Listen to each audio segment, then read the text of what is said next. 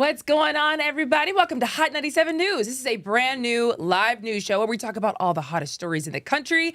It is Tuesday, March 31st. I'm your host, Lana Harris, here with Ronzel with 2 N's. What's happening? And Million. Grand Rising. All right. I'm back on Grand Rising. No. Why? I'm back on the Grand Rising. Stop. Nobody Grand asked Rising. for this. Nobody. Peace. Namaste. Harmony. I hate that became a thing. No, I do too. I hate that Grand Rising became a thing. And also Grand Rising King, Grand Rising Queen. Yeah. I hate it. They went too far. They went too far. Yeah. I'm tired of y'all.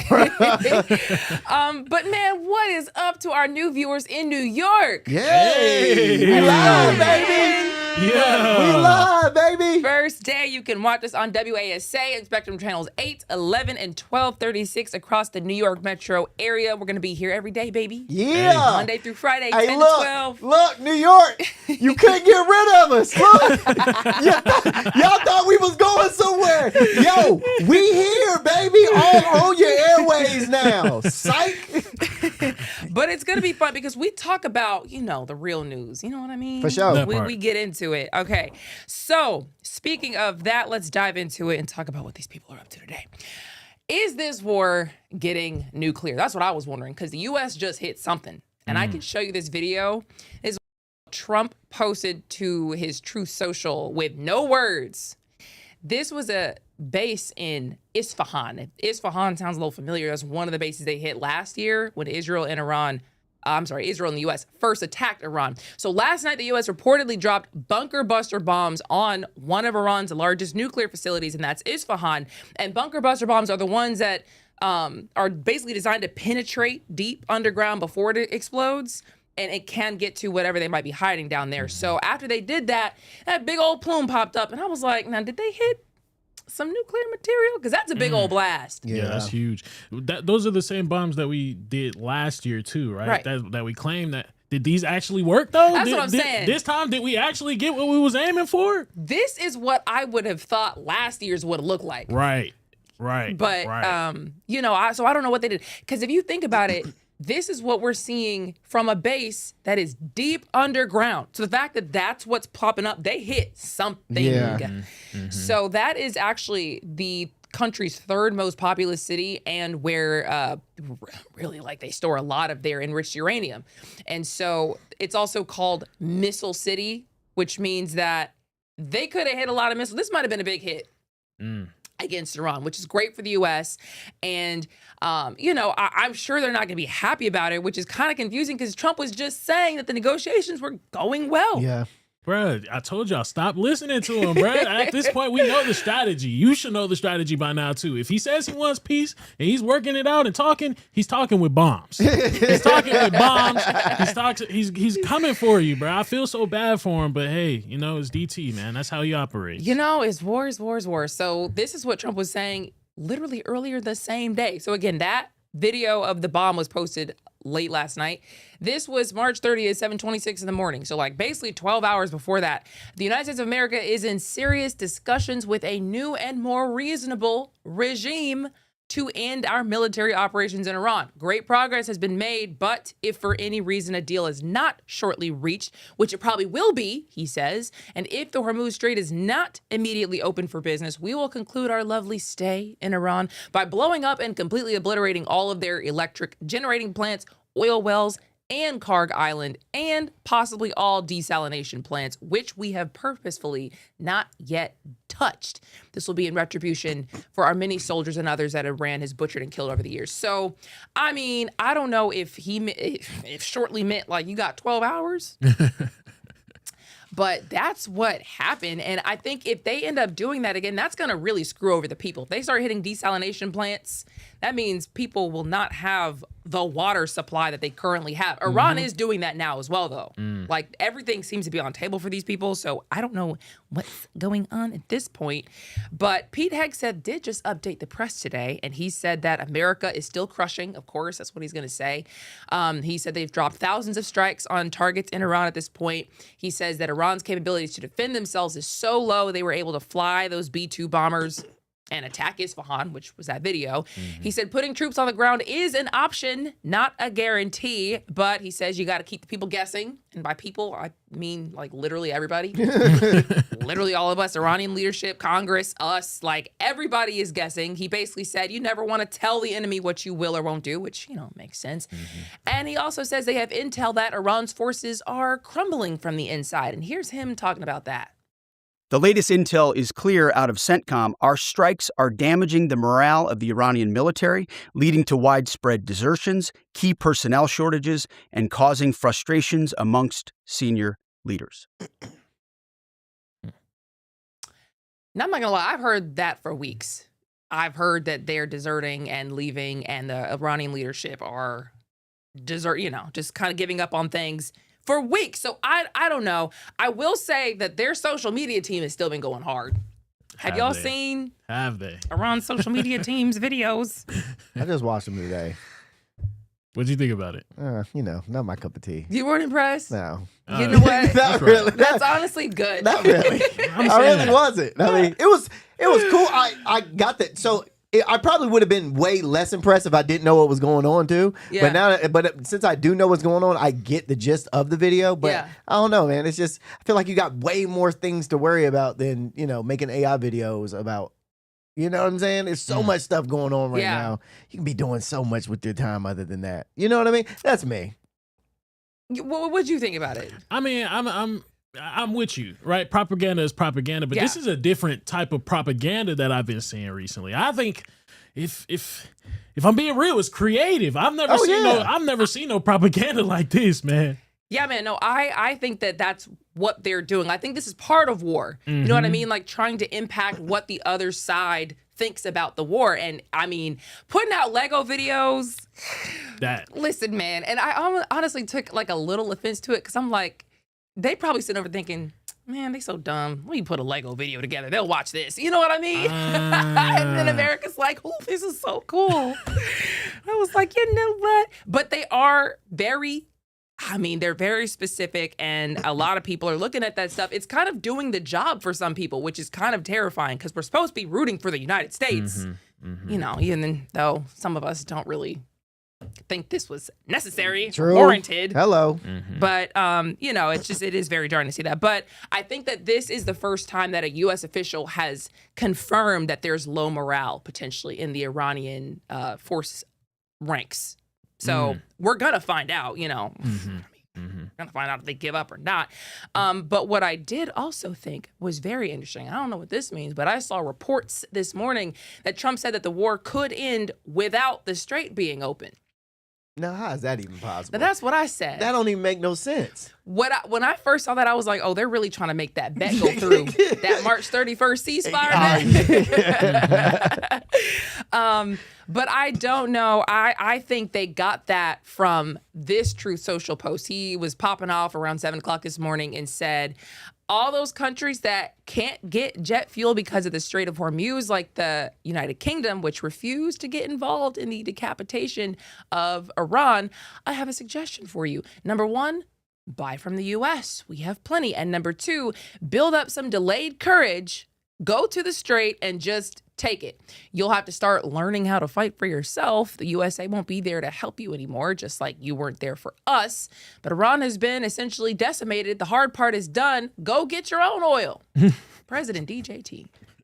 So what he's saying is we got what we need here. So he's telling on himself is all I'm hearing, because wasn't everything we were supposed to be doing was for the oil, but yet we have it here at the house. No, what we were doing was for the people, for the people in Iran who were sick of their government being oppressive. That was what the first initially was, and then it was for the nuclear materials, and then it was for the ballistic missiles.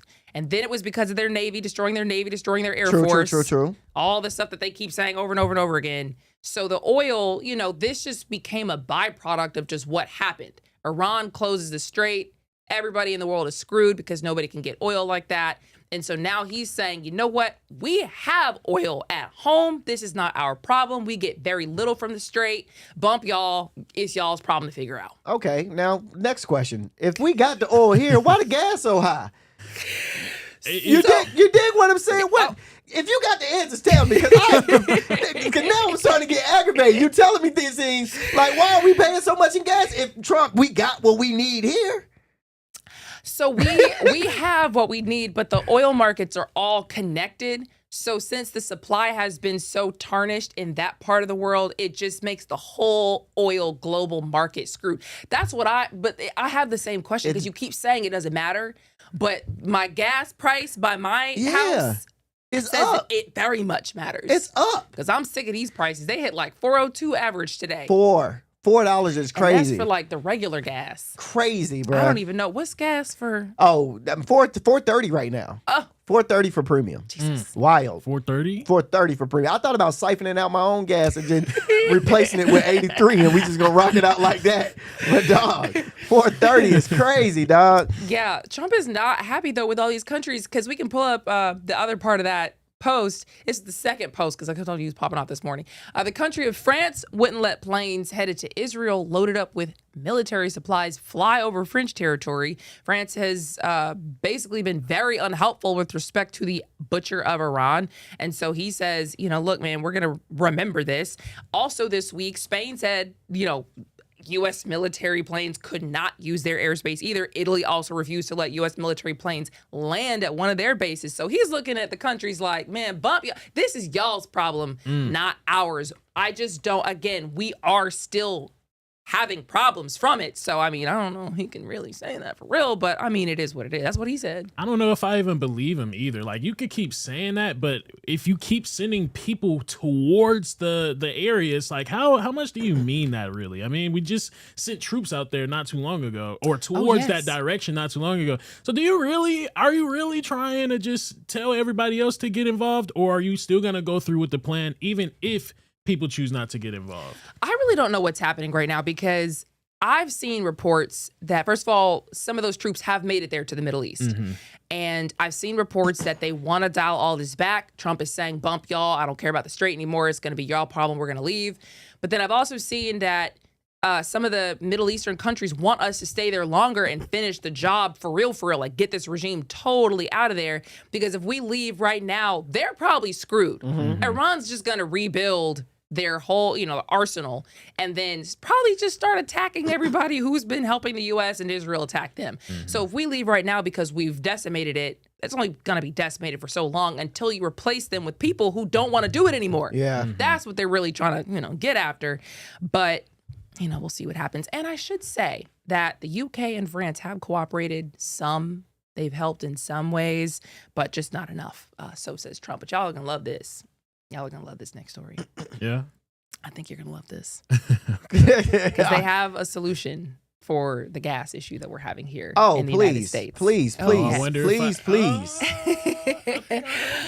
They have a solution. So, I'm trying to get my notes. I'm trying to stall real quick. No, you good, because we need get them, because I need to hear this gas, how they going to fix it. Basically, the U.S. is about to start diluting the gas. Oh, no, that's not. Wait, hold on now. We don't. That wasn't what I thought you was about to say. Yes. The U.S. is about to start diluting the gas to lower the prices because of the Iran war. So starting May 1st, the EPA is temporarily going to let companies mix more corn in it to increase the supply and make it cheaper at the pump. So there you go. That sounds like we won't be getting as far on a full tank of gas. What? Why they treating gas like liquor? Go ahead, just dilute it a little bit so it won't be so spicy. No, that's not what you do. I need the real gas. I don't want my gas watered down. It's called E15, and that's what I was like, man, put this gas in your car if you want to. If you have an older car or something with like a smaller engine, good luck. It's just not really the best for those. It could also get very smoggy heading into the summer because of this. This is not good for the air. That's why the EPA, the Environmental Protection Agency, had to approve this. Wow. Because they're saying you could put a little bit more corn ethanol into the gas to stretch it. It would stretch it. It would get, Listen, y'all treating gas like drugs. This is not, it's not cocaine. You can't stretch gas, all right? We're not trying to see how much gas we can get for this little bit of gas. No, I want real gas. Yeah. And I was thinking like, okay, maybe this is just going to make it back to like $2.19 something. How much do you think we would save by doing this? Had to be $1. At least $1. At least $1.50. At least. I would say 65 cents. I can see 65. The most $1.50, but at least 50 cents. How about 25 to 28 cents? We ain't saving nothing. Less than you would spend on regular gas. We ain't saving nothing, bro. But that's it. Yeah, and not all areas even have E15 pumps, which is what this gas is. So some people wouldn't even have the option. But y'all want 25 cents less or not? No, I mean, not with that. I can't even use it. Especially if it's gonna be one of those things where it's not gonna get me to place B. You know what I'm saying? Like if it means that I have to go to the gas station, I have to go to the gas station a little bit more times. It's like it's really not helping me out anymore. That's honestly the situation, but it's cheaper. You're gonna have to fill up more, but it'll be cheaper when you go, because you'll be going. I just wish it was more long lasting. If it's cheaper and it's long lasting, I'm cool with it. But if it's cheaper and it's just like, it's just gonna help you get by. I don't need to get by. Start at point A and you won't get to point B. Oh God! Like what? You get the A and you might get the A and a half, and then have to fill up. Then have to fill up the point B. That's crazy, exactly. bro. So this is only temporary. This waiver to do this is from May 1st to May 20th. I would have hoped this wouldn't even have been a problem by then. By May? Boy, if we're still dealing with gas prices like this in May. It's crazy. You talking about summertime at that point, though. Right. Like, that's when folks start to get into tripping and they start to riding around, going on vacation and stuff like that. Like, you messing with, and we all ain't got the bread to just spend $80 on our tank every time we go to eat. Some of us let our tank go to eat and it be a eat until we figure it out.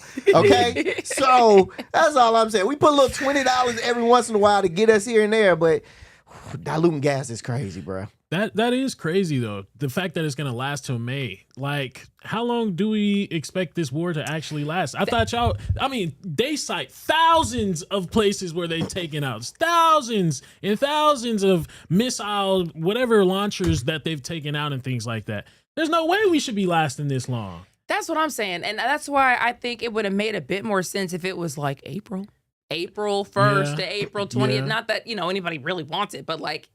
It would have made sense. The fact that y'all are planning for May when the Strait of Hormuz doesn't impact us at all, so says the president. I mean, that's where it's like I can't say that he's lying, but I can say that they're diluting the gas.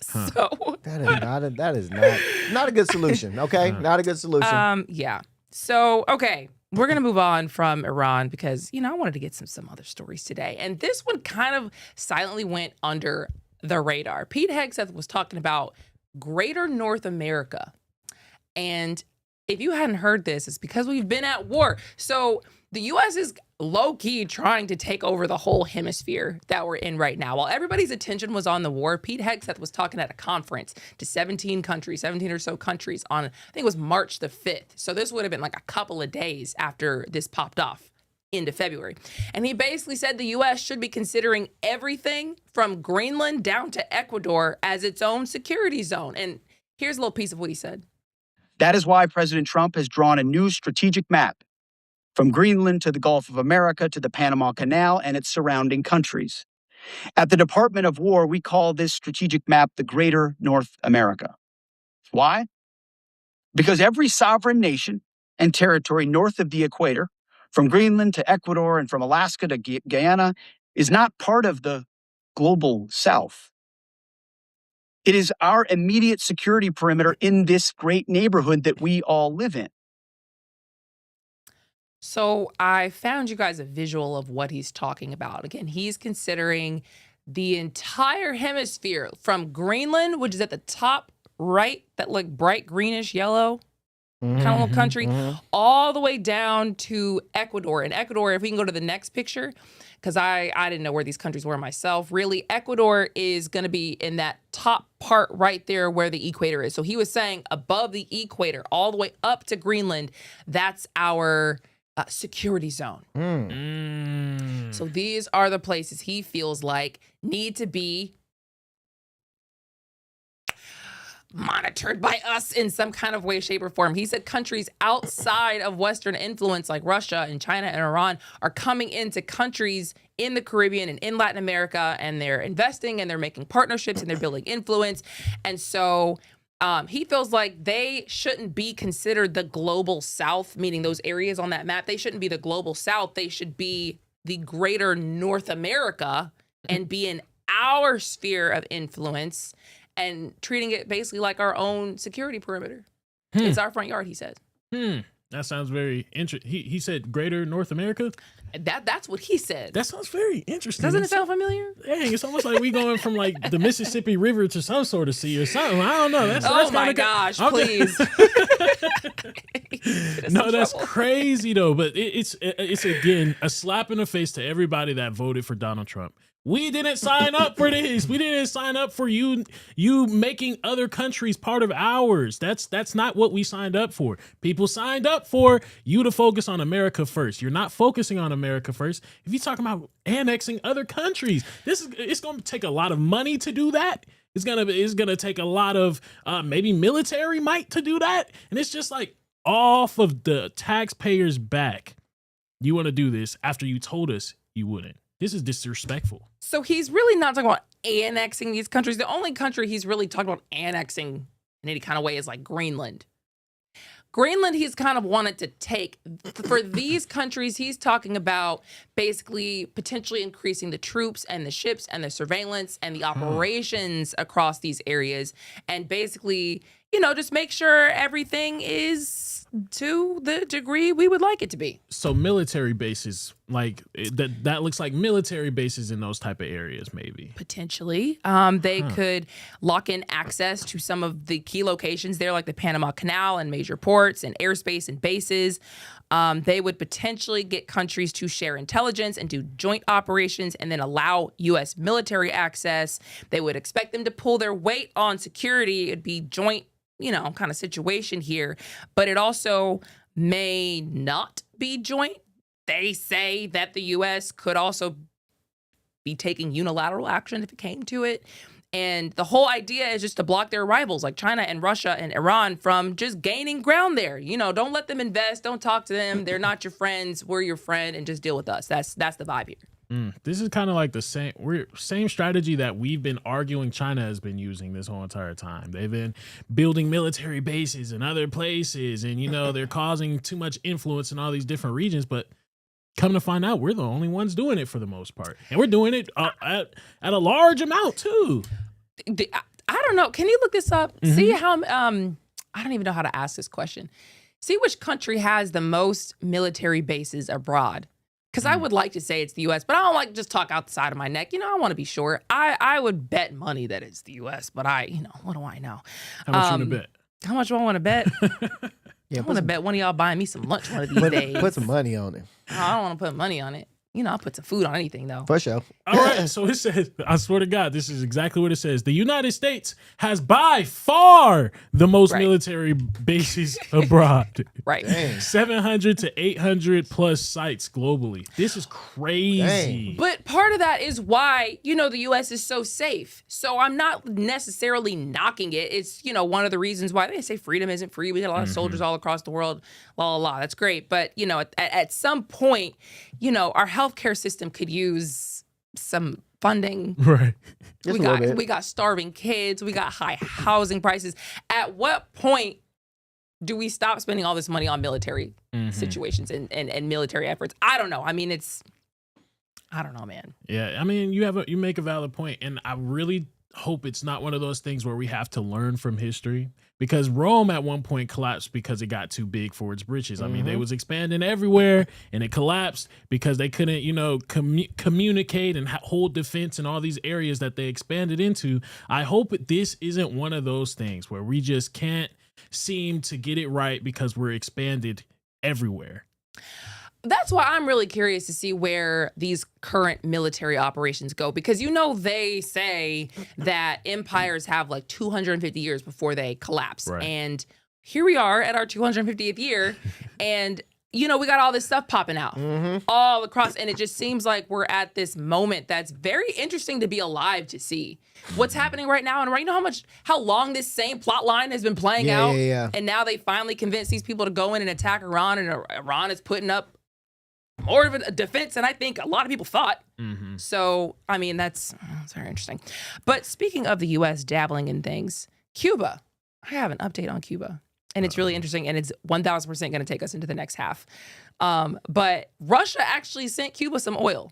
Russia sent a sanctioned tanker carrying like 730,000 barrels of oil to Cuba. It's the first fuel delivery they've gotten since like this year started. Because remember, the Trump administration told all these countries, you're not allowed to send Cuba oil. They kidnapped Venezuela's president. Venezuela stopped sending oil to Cuba. Cuba relies on oil imports. They've been just suffering.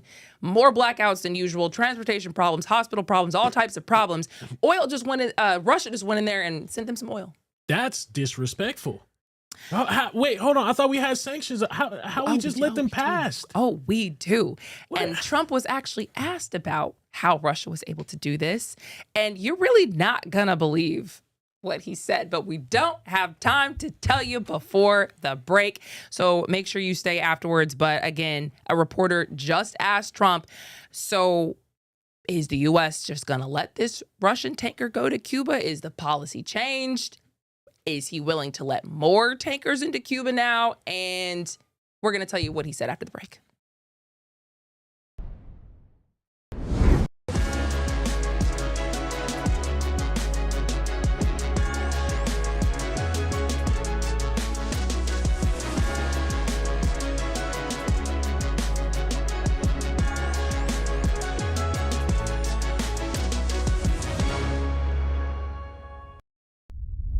A major move today. Hot 97 is expanding. Hot 97 has launched a full streaming television channel. Hot 97 is no longer just a radio station, it's now a streaming network.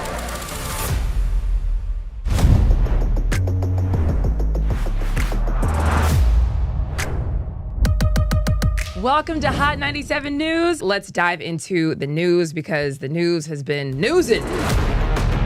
Hot 97 Mornings with Mero. We got Shiny Culture in the building. Leah Bell in the building. Good morning. And DJ Cass One. You know what it is. You know how I get down with the Funk Flex energy, baby. Let's get it, Flex. Nobody don't want no smoke. Wow, it got spicy real fast. Here for it all. We're here for it all. Let's go. Mariah Carey takeover. The people made it happen. Yeah. I'm coming around to all the classrooms and we turning up. Good morning, students. My name is Wale. Aren't you supposed to be in class? Wale, where are you supposed to be? Oh, man, you're supposed to be in class, man.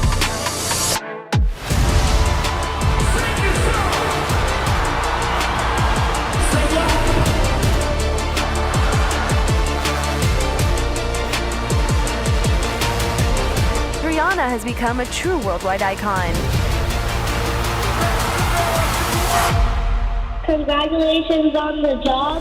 We listen to Hot 97 every day. We can't wait to hear you guys even more. Hey, let's go!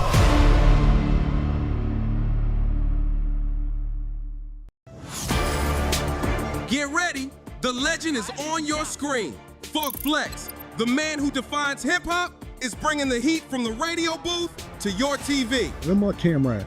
That's my camera? All right. The biggest beats, the hottest freestyles, and that classic Flex energy. Bars are back. Now in your living room. Don't just hear it, watch the movement. Funk Flex, now on Hot 97 TV, Mondays and Fridays at 7:30 p.m. The voice and attitude you love, now on your screen. I love this. Nessa brings her unfiltered energy, real talk, and celebrity interviews from the radio to your TV. It's the same Nessa you know. Bold, funny, and always keeping it real. Catch Nessa, now on TV. Damn, that was deep right now. Tuesdays at 7:30 p.m. and Fridays at 7 p.m. Only on Hot 97 TV.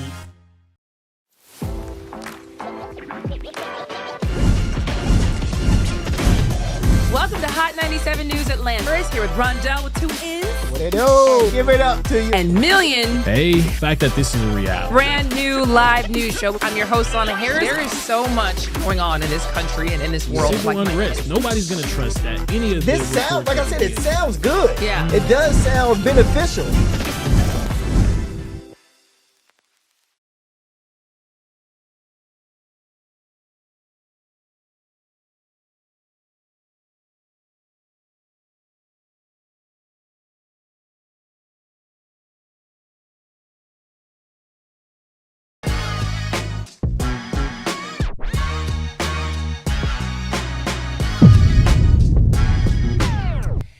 Welcome back to Hot 97 News. And what's up, everybody in New York watching for the first time on WASA? Yeah. I'm gonna shout you guys out. It's New York, son. You know what I mean? It's New York, the bully, son.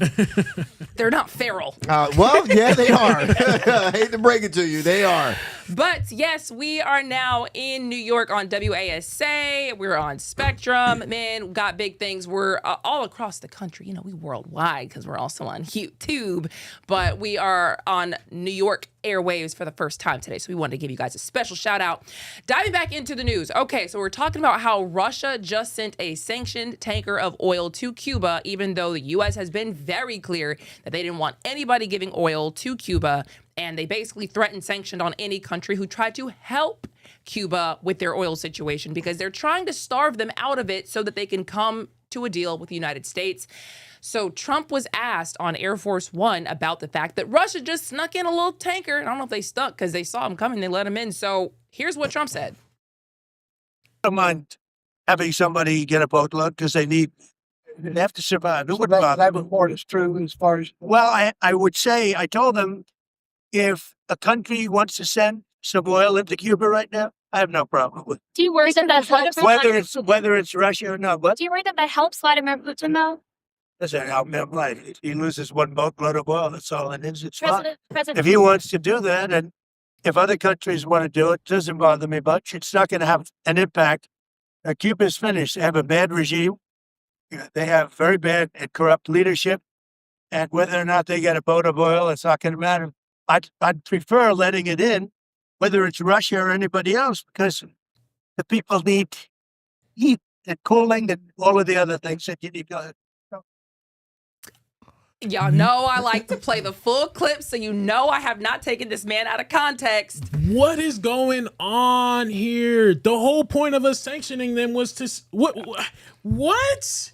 Listen, man, I was shocked when I heard him say that because we've been saying for weeks, is this like a cool thing to do? Like, how can you do this to people? This sucks. And when anybody raises the fact that, you know, it's getting harder for people to eat out there, get water out there, have electricity out there, it's already been hard, but it's been just a lot harder since they had this this policy in place since the beginning of this year. And what the response you get is, I can't believe you're supporting communists, and I can't believe that you're going against U.S. policy. And it's like, I'm not supporting communists. I'm just watching a whole nation starve, and that kind of sucks.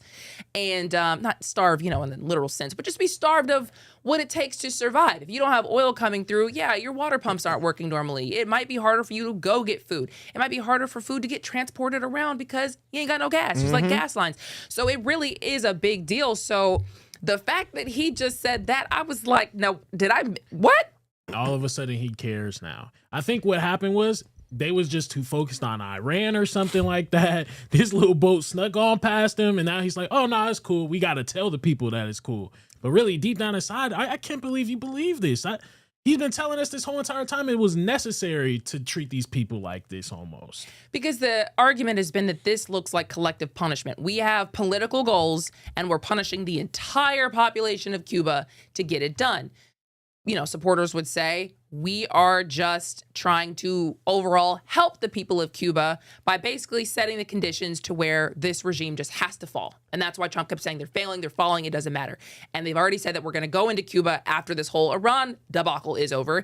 So I think that this is another situation that is proof that I don't think Trump really is at the helm of a lot of these decisions.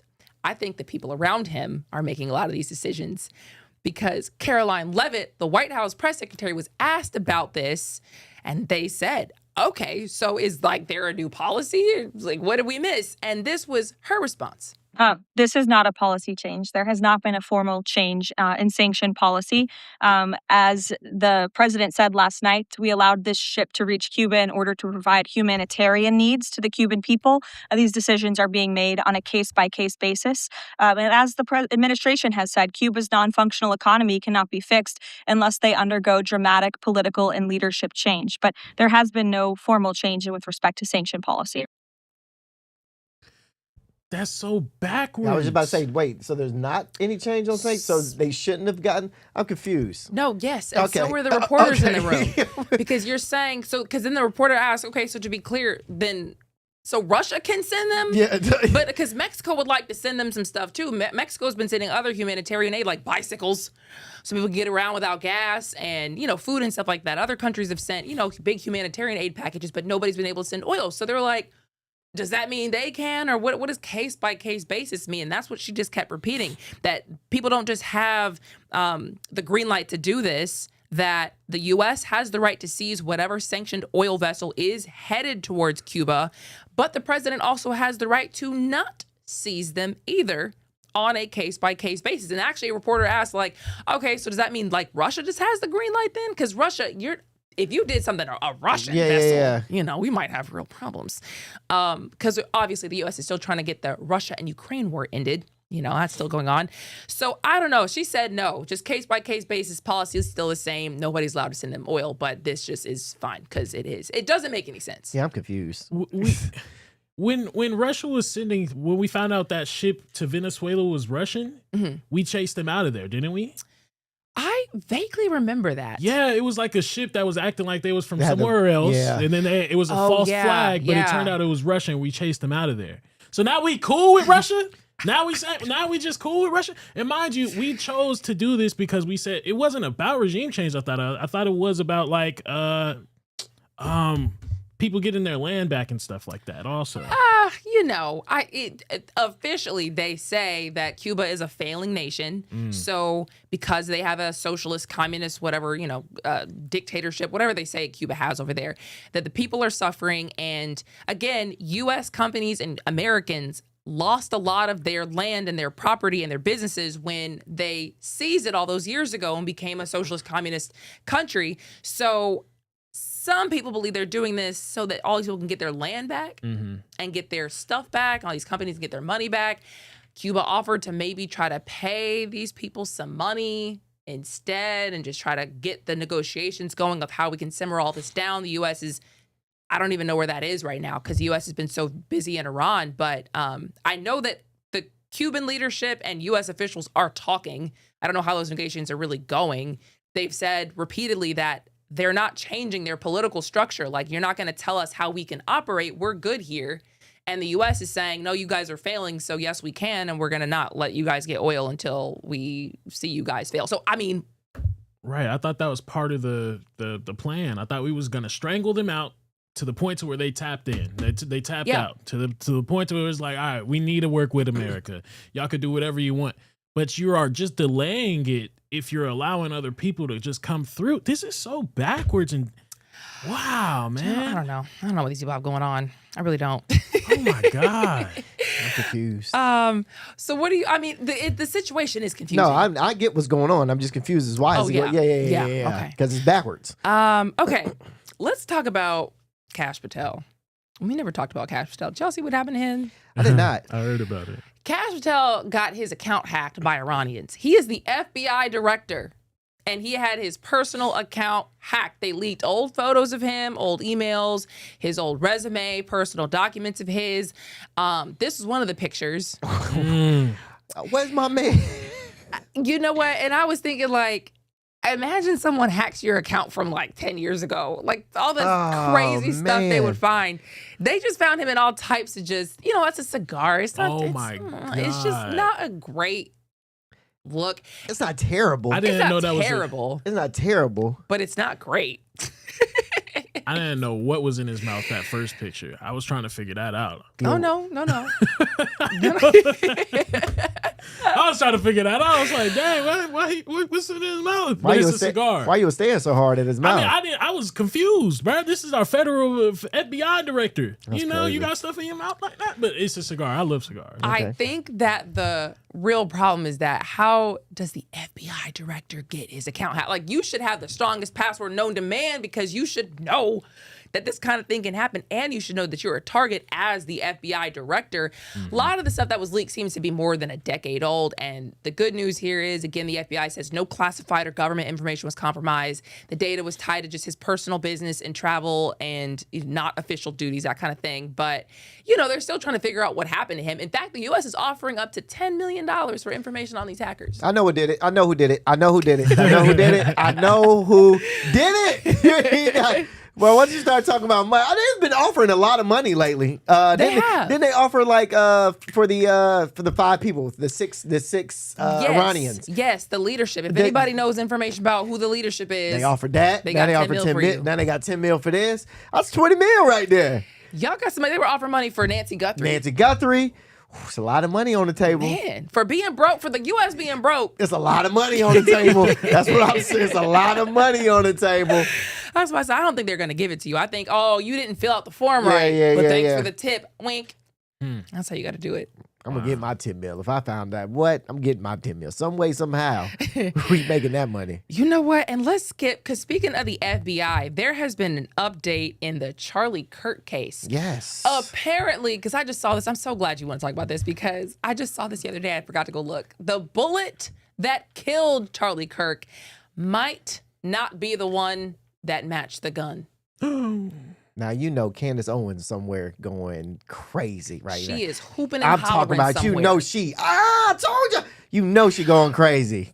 Crazy. So the gun that prosecutors said did it, don't match that bullet. Exactly. So so for people that have been living under a rock, at a speaking event Charlie Kirk was at in Utah Valley University, Kirk got shot and killed, and authorities quickly pointed the blame to 22-year-old Tyler Robinson as the suspect. They say they've got the weapon. They say they got DNA. They got the messages that suggest a motive. But the defense is saying the one thing that's supposed to lock in the case is the bullet, and the bullet doesn't match the rifle to Robinson. So how do you not tie the bullet, a key evidence, this is probably one of the most primetime evidence pieces, to Tyler Robinson? That is crazy. So the Bureau of Alcohol, Tobacco, and Firearms Explosive couldn't definitively connect the bullet to Robinson. Now, prosecutors are still leaning on the DNA evidence, alleged messages, and circumstantial connections, but the defense is leaning hard on science, saying this isn't definitive,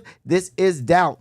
And in this case, this is where the death penalty is on the table. So they're trying to push for the death penalty with Tyler Robinson. So before you give this man the death penalty, you might want to make sure that the bullet that you claim killed Charlie Kirk did actually kill Charlie Kirk. And I'm putting him killed Charlie Kirk in quotations because is he really dead? You know what I mean? We just don't know. Nobody really knows. And see, this is where it gets uncomfortable because either investigators moved a little too fast trying to close this high-profile case, which anybody would, in my opinion, if you're trying to, cover something up, okay? Or there's a piece of this story that doesn't fully make sense, or I just don't understand it yet, or worse, they're hoping nobody looks too closely at the details, which I think most people didn't want you to do was look too closely at details. So I did. I looked a little bit. Did you? Tyler Robinson is, he did date a transgender. He's not transgender, or he does not label himself as the LGBTQ plus person in the community. And that's, one of the main things that they said when it came to this shooting is that, oh man, this is somebody from transgender.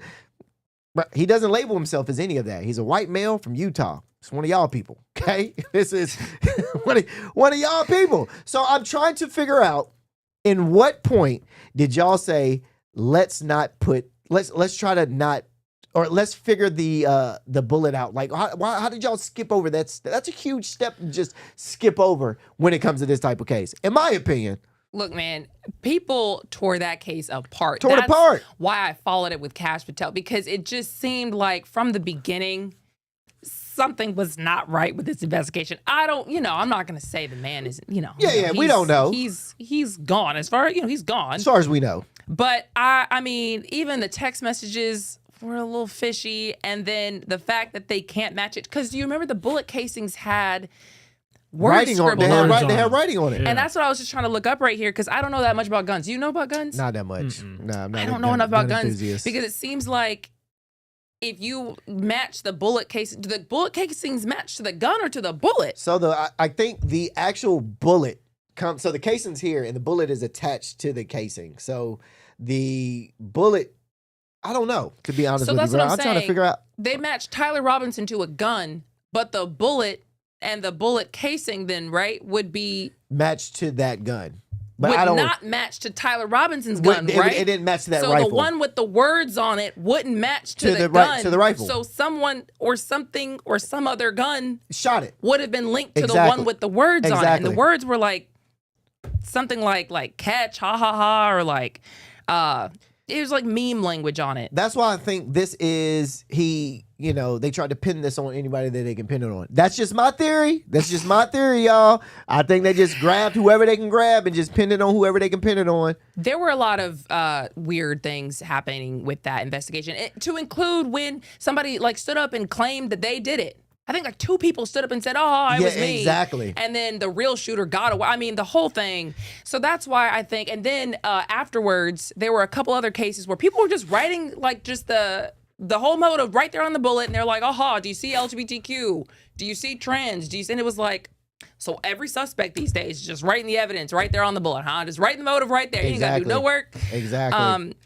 Anyways, were you just looking something up? Yeah, so I was trying to figure that whole thing out. Like, do you have to have a so it didn't match the gun or the bullet casing? The bullet didn't match the rifle. Didn't match the rifle. Yes, so the bullet didn't match the rifle. So I'm guessing. I don't fully know how guns work. I'm not a gun enthusiast. Me never either. never even really wanted to. Help be us honest. out. But I think the gun didn't match the rifle. So when you shoot a gun, you're automatically that gun is registered to whatever. But I don't know. The bullet, we should have done some real. We'll talk about this later. The thing about it is, I mean, you don't really. I don't even know how they do that when it comes down to forensic scientists and stuff. I mean, when it comes down to forensics, when they match guns and bullets and stuff like that. I mean, it's difficult. Okay, so again, the words were on the bullet casings, Yes. not on the actual bullet. Yes. And the update is the bullet doesn't match the gun that they say Tyler Robinson allegedly shot Charlie Kirk with. There it goes. So that's the news there. Speaking of weird news, though, have you guys noticed how many scientists have gone missing or died lately? Yeah. My homeboy, bro, I you know me. You don't I'm with know. That's my type of crew. You though. do not I know rock how with the many scientists. You rock with the scientists? I rock with the scientists. Okay. Neil. Remember when he Neil. said he goes... Neil deGrasse. Neil. Yeah, Armstrong. Yeah. Neil Armstrong. No, deGrasse. Oh, deGrasse. Okay. That's twin Twin there. Oh, okay. That's twin there. All right. He's still here though, right? He ain't go anywhere, right? No, he's not dead. Okay. Not on my list. Not on my He's list. not Okay. dead. Remember when he said he goes to the library every day? Yeah. And I do go to the library all the time with them. Just saying. So a bunch of scientists have gone missing or died lately. It's not believed to be related. These are all separate incidents involving people in science, aerospace, defense, or nuclear-related environments, so it's just a coincidence. But what everybody is looking at funny, though, right now is that all these incidents happen within about a year of each other, mid-2025 to early 2026. Some of these people vanished without a trace or died without a clear motive or reason or anything that just points to why they would have been targeted. Because a scientist, you know, it doesn't really make much sense. And a few of the cases have some very odd details, if you ask a lot of people. Now, some incidents do involve very normal investigations with suspects, so it's not like a specific set of circumstances that keeps happening to all these people. But let's just look at these. Shall we? So we'll start off with William Neal McCaslin. We've talked about him before on the show. Do you guys remember him? They got Neil. No. He's still missing. Oh my God, they got my boy. This the Neil. one. Who is that? I told y'all Neil. I told y'all Neil. I hate you, Marion. Didn't This I is swear not to your God, I friend. said Neil. We said They got Neil. my dog Neil, man. I can't stand this fool. He said, I was waiting for him to say McCaslin. He didn't say it. I can't stand this fool, bro. You just picked a random name and you just happened to hit. But this is the one where his wife, he got missing, and his wife is still trying to find out where he is. His wife put that yes. long Facebook post out. I do remember said he this. didn't have dementia or anything. Okay, so he ran one of the Air Force's top science divisions. He was basically in charge of developing future military tech, so he probably knew about advanced weapons research, space systems, classified military tech programs. He had retired, years, before he went missing, but it just, he likely knew a lot of things. He disappeared from his home without his phone, without his glasses, without his smartwatch. He had a wallet, hiking boots, and gun missing. So maybe he took that. But you don't need no glasses to see. You need hiking boots, a gun, and your wallet, but you don't need your glasses. So people thought, that was a little weird. His sweatshirt was then found over a mile away, apparently, but nobody has seen or heard from him since. And police say he had mental fog issues. But again, his wife, was saying he didn't have dementia. They don't have any confirmed evidence of a crime, but the FBI got involved, and we haven't heard anything about him since, for real. So interesting, bro. Isn't it? Then you got Monica Reza. Now, she worked on materials used in spacecraft and propulsion systems, basically the stuff that rockets are built from. So she probably knew how spacecraft materials behave under extreme conditions, and she disappeared during a daytime hike as well. No trace found at all. No known health issues. Search just ended without any answers. And then you had Carl Grillmayer. He was a Caltech astronomer. A lot of people, I saw him going viral actually a little bit from when he went missing. He studied space objects and exoplanets and asteroid tracking. So he probably had some space survey data up here, near Earth object tracking type situation. So he was shot and killed at his house, or at a home, I should say. I don't know if it was his house. And nobody really knew what the motive was initially. A suspect was later arrested. They say that it's a regular homicide case, but it just was very fishy given, now the trend we're seeing here. Same thing that happened to Nuno Loureiro. I think it's Loureiro. Got a little, I'm trying to say his name right.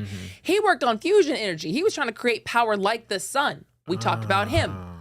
Remember this one? He was working on a huge future energy breakthrough. He was shot and killed at his house. They treat it like a normal homicide investigation. There was news that it might have been some jealous former classmate or something like that. And everybody was like, but he knows a lot of information. So the fact that all these people, not even just him, Melissa Cassius, she was a Los Alamos employee. Now, she was not a scientist or anything. She was an administrative worker at a U.S. nuclear research lab. So the people think that she might have known internal operations, people's schedules. She just vanished after being seen walking near a highway. Left behind her purse, left behind money, left behind her ID, phones.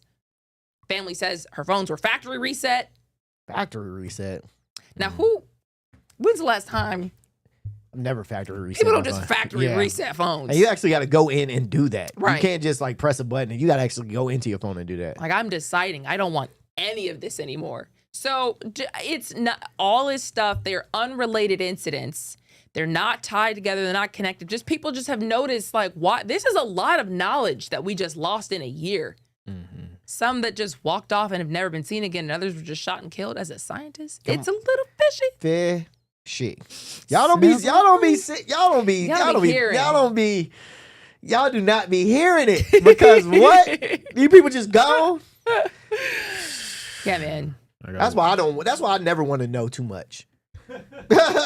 I never want to know too much. I never want to be that smart. I never want to be overly intelligent where I just know too. Because you're not finna come grab me for my information. No, I don't ever want to know too much. Everything I say on this show is fake. It's fake when I say it come out. I don't know nothing. No, I'm joking.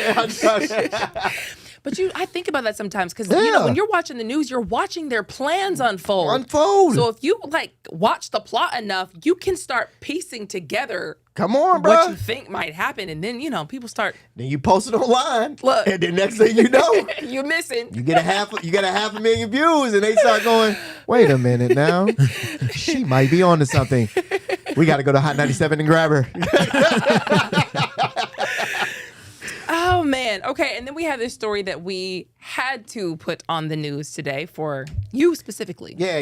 Because you need to be. No, I thought we ran out of time. No, we didn't run out of time. We got a couple more minutes. Yeah, 3 minutes. I'm going to knock it out.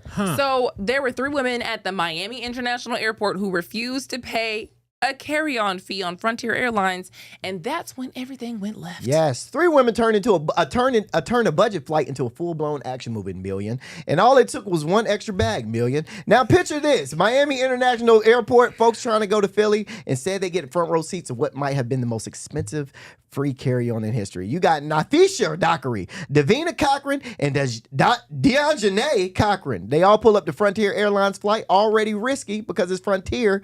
And then Frontier will charge you for blinking too hard if you don't. You know what I mean? That part. So they got 2 bags, pay for one. Staff says just step aside and pay the rest. Simply, easy. But no, Dockery hits them with the "we don't have to listen, let's just go." That's when they turn from Spirit Airlines behavior to Fast and Furious Frontier. Now I want to show you this video real quick before we leave. Hear the video of how they was acting after they got caught off the airline. We don't have a video. Our producers look like you ain't got no video. I sent the video. Just describe it. Oh, anyway, they was wilding out, okay? Shaking their butt as they was getting arrested, saying, y'all can't effing arrest me. I do what I want. Okay, record me. I don't care. All Frontier energy. Okay, so I just want to put this. Out here because in the next half hour he will probably say something. Rondell, I was hoping it was going to be a Spirit story. Yeah, I thought it was a Spirit story, brother. I'm all straight. This is Frontier activity for sure. Mind you, I just want to let y'all know, Frontier and Spirit Airlines are 2 separate companies. Y'all are cousins. 2 separate companies. Y'all are cousins. We tried to merge. They tried to merge with us back in 2022, but Spirit was like, "Nah, we got expectations y'all to still uphold. In the family. We have expectations to uphold, and we're not going to do that." But I can't wait for us to get to Atlanta. It's still in the family. About an airline. Isn't Spirit fighting bankruptcy right now? Hey, y'all are fighting for your lives on Delta. Just saying. That's really funny. We fly Delta, he flies Spirit, and I don't know why Delta keeps staying in the news for things right now. We keep trying to find some Spirit stories, but we do have a lot of stories that are out of Atlanta, Georgia when we come back after this.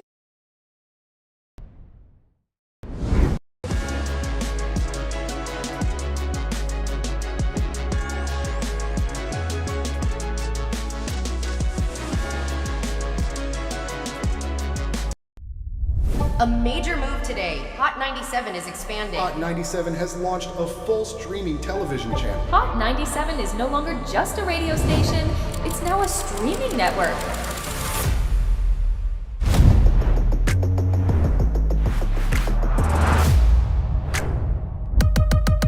Welcome to Hot 97 News. Let's dive into the news because the news has been newsing. Hot 97 mornings with Mero. We got Shiny Culture in the building. Leah Bell in the building. Good morning. And DJ Cass One. You know what it is. You know how I get down with the Funk Flex energy, baby. Let's get it, Flex. Nobody don't want no smoke. Wow, it got spicy real fast.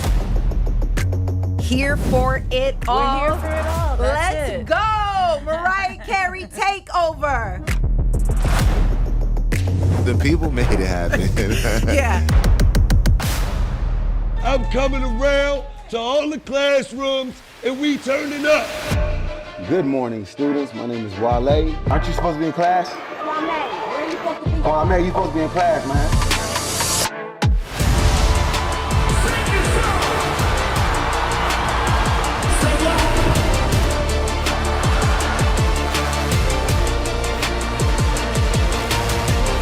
Rihanna has become a true worldwide icon. Congratulations on the job.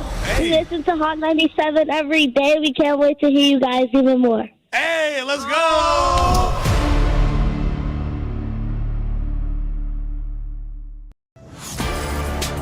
Get ready. The legend is on your screen. Funk Flex, the man who defines hip-hop, is bringing the heat from the radio booth to your TV. Where my camera at? That's my camera? All right. The biggest beats, the hottest freestyles, and that classic Flex energy. Bars are back. Now in your living room.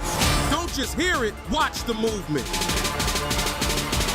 Funk Flex, now on Hot 97 TV, Mondays and Fridays at 7:30 p.m. The voice and attitude you love, now on your screen. I love this. Nessa brings her unfiltered energy, real talk, and celebrity interviews from the radio to your TV. It's the same Nessa you know. Bold, funny, and always keeping it real. Catch Nessa, now on TV. Damn, that was deep right now. Tuesdays at 7:30 p.m. and Fridays at 7 p.m. Only on Hot 97 TV.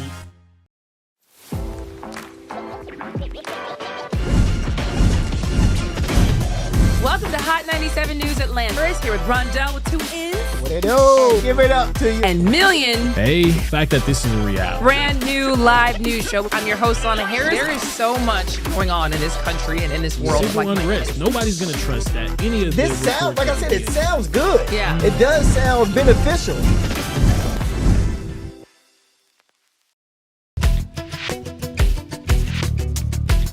You are watching Hot 97 TV.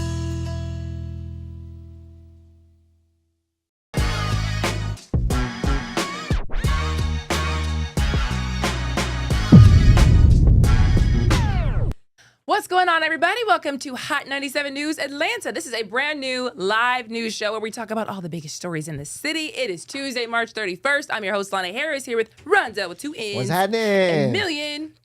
Grand Rising. I knew you were about to say Grand Rising. You better not say it. It's the dumbest thing. What does that even mean? Peace to the planet. It just puts everybody on a bad note. It does. For the morning. And it's supposed to be like so uplifting and so like, spiritual, but it sucks. and when people say that, I automatically know they praise rocks. You know what I mean? They light incense, you know? Get in touch with your inner side, though. Your inner self, bro. My inner self? Yes, you're divine. Third eye. You don't even know what that means. Yeah. He's just talking. Yeah. He just talking. Yeah. Oh, but what's up to our new viewers in New York City, baby? Yeah. This is the first day you can watch us on WASA and Spectrum Channels 8, 11, and 1236 across the New York metro area. Really excited to have you. Big things popping for Big New York things. City. Upcoming at Hot 97, so stay tuned. We're happy about it. Let's dive into the news, shall we? Talk about what this city has going on here in Atlanta. We actually have an update for you. So remember when we were telling you guys about that lawyer in Clayco that got in trouble for citing fake cases in court? Yeah, we got a little update on how that happened. Yeah, so we talked about it before. Y'all remember when I was telling y'all about Hannah Payne? Yeah. Hannah Payne. That was the Karen who was convicted of shooting and killing an older black man. After chasing him down, she chased him down for a crash that she wasn't even involved in. Y'all remember that, right? Mm-hmm. So Payne followed him. She blocked him with his truck. And during that whole entire confrontation, she ended up shooting and killing the man. Now, This Karen received life in prison. But her lawyers were arguing she wasn't being treated fairly in earlier cases. So her and her team applied for an appeal for the case, right? So this is where the story gets interesting. A Clayton County lawyer just admitted to using AI research, and it led to fake court cases being cited. I blanked out for a second. But yeah, she was using AI research, allegedly. She actually admitted to it, and it led to fake court cases being cited. And see, you know, I didn't want to say this lawyer's name because it is a black woman, and y'all know how I am about my black people. I do. You know how I am about my black people. But unfortunately, if this case ends up leading to this Karen, this murderous Karen being freed because somebody was being sloppy and using AI, she will not be able to celebrate Black History Month for 3 years. 3? 3 years. You don't get 3 years. You just let a white woman, a Karen, apologies, a Karen get away with murdering somebody, and then they can appeal. I just don't want that to happen, you know? So the lady's name is Deborah Leslie, and she was in charge of handling the appeal process in this whole entire high profile case. Her job was to argue against giving Hannah Payne a new trial and defend the original conviction in the Supreme Court of Georgia. Now, while she was doing that, though, the Chief Justice actually stopped the whole entire thing. He pointed it out. He said that at least 5 of the cases that were cited from Miss Deborah and several others didn't support what the lawyer was claiming. And on top of that, they were completely fabricated. So the attorney says it wasn't intentional. She described it as an expanded legal research, but admitted she didn't verify that the citations were accurate. My problem is, it seemed like she kind of had a slam dunk of a case. Easy. A whole slam dunk, man. You know, what did AI need to do? That is so stupid. You didn't proofread anything. And that's what I'm saying. I think we're getting too reliant upon AI at this point in time. I mean, you're dealing with somebody's life. At the end of the day, this is Karen or not. This was a human being's life. She was facing life in prison, and you're using ChatGPT during this whole entire debacle. I'm actually glad that you said her name because I hate to, bring a black woman down. I really, I do. Well, but at the end of the day, lawyers charge a lot of money. For sure. That part. And people need to know, like, this is the service you gonna get. You might get AI with no proofreading or back checking with the lawyer that is charging you all this money. That's what I'm saying, bro. This thing is sick, man. Mind you, in court, her entire argument as a lawyer is built on precedents. So that's why it's such a big deal that it was fabricated court cases. Right now, they're still deciding whether or not the murderous Karen, Hannah Payne, can get a new trial. And, she might just get freed because of this whole entire AI research. Who knows? I'm still watching this thing, but stop using AI. And if you do, just research. Dude, stop being lazy. At least look it up and see if AI got it right. Yeah, we jumping her in the parking lot. Amen. As soon as she get outside, Deborah, we on your butt, bruh. Oh my God, if I'm his family, we on her heavy. We on her. And then we gonna beat up the Karen too. Just for doing, double beat ups for the day. Double beat ups for the day, bro. That's wild, dog. Yeah, this comes to that to y'all's point too, where I think both of y'all are on the fence when it comes to AI and stuff like this. And this right here is, a telltale sign of like, hey, you're relying on something that doesn't always have your best interest and is not human at the end of the day. So, in order for stuff to get done right, the correct way, you do need a human person to do it. Totally. I use AI to just kind of help me research faster. For sure. I cannot tell you how many times it gets things wrong because I know the information. Usually I'm just trying to find something I thought I had seen and it'll say, oh, this doesn't exist or this never happened. And I'll be like, no, I swear, did you look? Did you check? And have to re-ask it. Oh, thanks for pushing back. Or you were right to push back. And it's like, but if you don't look and you don't know, they try to let anybody be lawyers these days. If you can just get away with doing that. But she was an appellate court. This is a big dog. She's an older lady. She's pretty far in her career, probably. It's just there's no reason why you should be doing this on a high profile case like this. Yeah. No reason.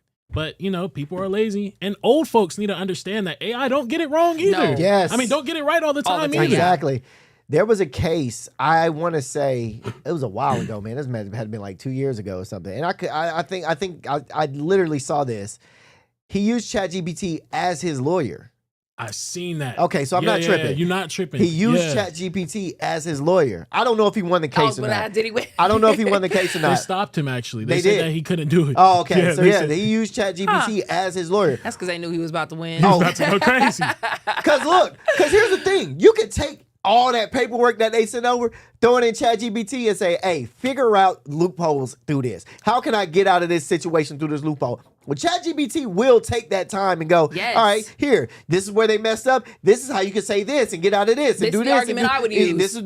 And you can real live go in there and be like, I'm about to beat this case. But you do have to read it. You got to read it. You know what I mean? And proofread it. You got to read it. You can't. You can't. Your name can't be Deborah, and then they go in and you start reading, and they say Rondell, and you be like, "Oh God, dang it!" All right, it's the wrong person. It's the wrong person. God, dog. Yeah. I'll leave after this, but just they're also teaching kids with AI in schools. We have a whole generation of people who rely on this stuff. Yeah. Crazy.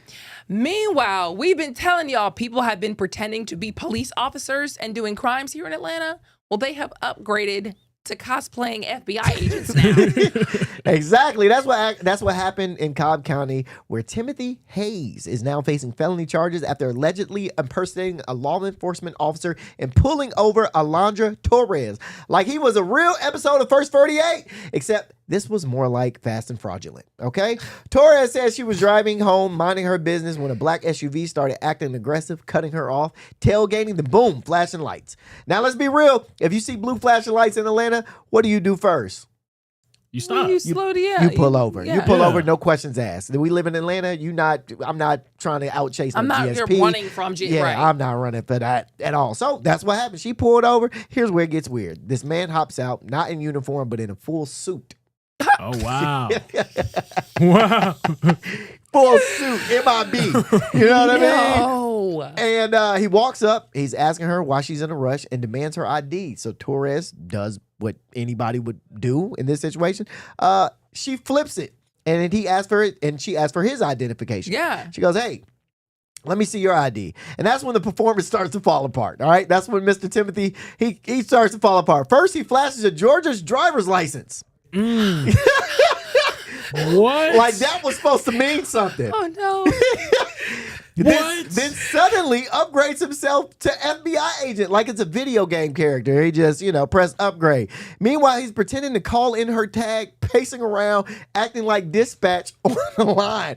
Whole time is giving community theater. You know what I mean? Giving community theater. So, but that moment Torres calls her husband. That's when the agent turns back into a regular dude real quick. He rushes back, hits her with a casual, "You're good to go."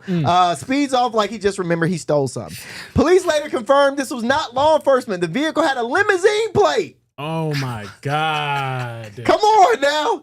Illegal lights and 0 official markings. Now Hayes is locked up for 2 felony charges and honesty. And honestly, the whole situation is just a reminder. In Atlanta traffic, you're not just dodging potholes, you might be dodging fake federal agents too. That's crazy. Hey, look, if I ever get pulled over in a Men in Black suit. That's what I'm saying. Wait, okay, so he had the flashing lights. He had the flashing lights. What kind of car was he driving? He was driving an SUV, a limousine. You know the Uber SUVs that you can get with the flashing lights. He put flashing lights in there. You could get a flashing light on your phone. You so can get this the man app. might have had like a gig as like let's say a Uber Black driver and just stuck some blue lights on top and then. Say, you know what? Maybe let me make a little extra something on the side. Let me see if they believe it. Let me slide around the city real quick. So never mind. Like what? You're good to go. Did the lady believe him? No, the lady didn't believe. She flipped it on him. What do you mean? She flipped it and asked for his identification. Oh yeah. She said, "Let me see your." See, y'all don't be listening. No, I heard you. Yeah. No, he don't. It's all good. Well, I was looking it up. I was looking at can FBI agents even pull anybody over just in case, like you're in Atlanta and somebody tries to pull you over? They can't. They like can't. not a thing. No, Yeah. FBI agents do not pull you over. They said they can only pull you over in like certain investigations and things like that. But like. Now, it wouldn't be in blue lights either. Right. And here's the thing. When you look at this man, not the profile, but when you look at this man, do you see FBI agent? Yes. No, you don't. I see him. Stop lying. Stop Hold on, lying. let me see. Stop lying. Stop. I see a lawyer. Stop. I see an attorney. Lying. I see a preacher. Listen, it's okay to admit that some black men and some black people just aren't. They just don't fit the profile, dog. I see an astronaut. All right. I see a scientist. All right. I see a black king. All right. He just stumbled a little bit, but we not finna profile us like we ain't like we can't be in these high positions. I didn't say he couldn't. I'm just saying, does he look like he would be there? Not at all. It's not far-fetched. That's all I'm saying. So was he trying to get money? Did they say? I mean, do you really ever know what you try? I mean, if anything, you trying to get something. You're not I'm pulling you over for something. Yeah, but they didn't say what he was trying to get. The girl, I mean, we would never know because he left. Because she said, wait a minute, let me see. It Call fell apart too quick. Let me call real fast. He never got to the actual crime because he had to go. You know what I'm saying? But FBI agent, brother, I just want to talk to you for a second. Let me just talk to you, Timothy. I hope you get out of, first of all, I hope you get out of jail. Okay? Never want you to be in jail, regardless of what's going on. But brother, an FBI agent, did you really think that was going to work? You really thought that was the one? There's so many other places. You have so many things you can be. You're a limousine driver, dog. Be a limousine driver. You ain't gotta be nothing else but a limousine driver. But why would you want to pick FBI? What was going through your head to step out of that car in that black suit in probably the midst of the heat, walk up to this lady car, pull her over, by the way, and try to do this? It was the suit. He was feeling some kind of way. Hold on, because you said, did he say he was an officer first and then change the story to FBI? No, he said it started off with FBI. He started off with an officer. Right. And then he changed the story to an FBI agent. He said, FBI. Yeah, exactly. He wasn't thinking. That's what he was thinking. I hate to say it though. I hate to say it, but some folks do be driving crazy enough to where you want to pull them over. Like there's people that cut me off all the time that I just wish I could call the police on them right then and there. Well, you might be warranted. Your cutoff might be warranted. I'm not gonna lie. You drive a little too slow, that might be warranted. In Atlanta, he says he considers like 60 miles an hour the speed limit, so he will not hit 60. Not like 5 over. 5 over is already going to piss people off. That's the speed limit, though. You can't go over 60. And There's that's why you so get many cut off. people that drive crazy that makes me want to just pull them over. Like if I was a police officer, I would love to pull them over. He would literally be pulling literally everybody in Atlanta over. And I think that's what this might have been. He might have felt it in his spirit to be like, all right, this is my chance to Citizens arrest. Be a superhero. Like the other lady. But you picked the wrong thing to do it. And you should have actually had FBI agents don't even wear suits like that, dog. Like they wear, you know what I mean? Like, and they not pulling people over. Yeah, I don't know what he was thinking. He wasn't thinking. Jesus. Meanwhile, a flash in the sky turned into something much bigger on the ground. Yes, a random green flash in the sky. Don't do that. I knew you was about to. See how I be trying to get into my stories and you transfer. That was a good one. That was a good one. You're getting better. You're getting better at getting my stories together. Okay, I give it to you. I give it to you. I live to please. Okay, I appreciate it. I appreciate it. Yes. I appreciate it. Now, a random green flash in the sky over Gwinnett County didn't just blind pilots mid-flight. It led police straight to a 17-year-old standing near a mall with a machine gun. Oh. Wow. Yeah, I ain't think it was going to get like this, did you? Now, imagine you're flying over Gwinnett, everything normal, and suddenly your cockpit lights up green. Not mood lighting, not turbulence, and you're blinded. Now, that's what multiple pilots reported over Gwinnett Place Mall. And here's the scary part. When a laser hits a cockpit window, it doesn't just hit one spot. It spreads, making it hard to see anything, including your instruments. Pilots had to radio it in immediately. Air traffic control calls 911, and now it turns into a full-blown ground search. Police track it down to a 17-year-old Billy Rojes around 8 p.m. And here's where the story takes a turn. Because when officers find him, he's not just a laser. He doesn't just have the laser pointer. They said he had a stolen Glock, a machine gun, and a THC vape. What in the Grand Theft Auto is going on? Because this is ridiculous. Yeah. So what started as what people would think as a harmless prank is now a multi-charge felony situation. What made you think having a machine gun would be a prank, bruh? And this isn't rare. The Federal Aviation Administration says there were nearly 11,000 laser strikes on planes last year alone, which I had no idea about, bro. I didn't know that this was a thing.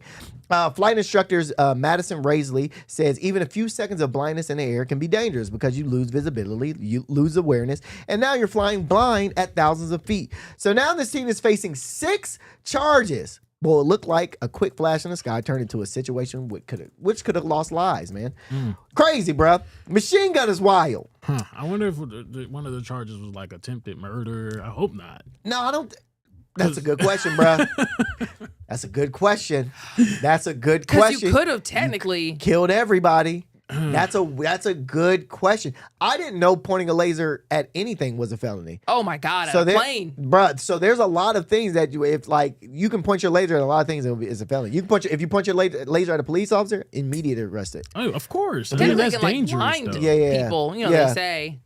So I didn't know that. I thought, when you sell laser pointers, man, you use them as fun. You've been pointing stuff. Well, me and my cousins almost got arrested for pointing lasers at the police. Yeah, we were like 17 years old, man. We were sitting at the house. Police was across the street. They were, I guess, taking care of some domestic violence or whatever across the street in his old neighborhood. And me and my cousin were pointing lasers at him from his window across the street. Now, we didn't know anything was like, we didn't know nothing would happen. Yeah. But, man, we point these lasers, turn them off, turn them back on, turn them off, turn them back on. So then I clicked mine the last time. And the police looked straight at where the laser was. Man, he walked straight over to my aunt's house, bro. Knocked on that door. My aunt came to the door and was like, "Hey, is there somebody in here? We need to point lasers at." My aunt was like, "Yeah, they in the back." Wow.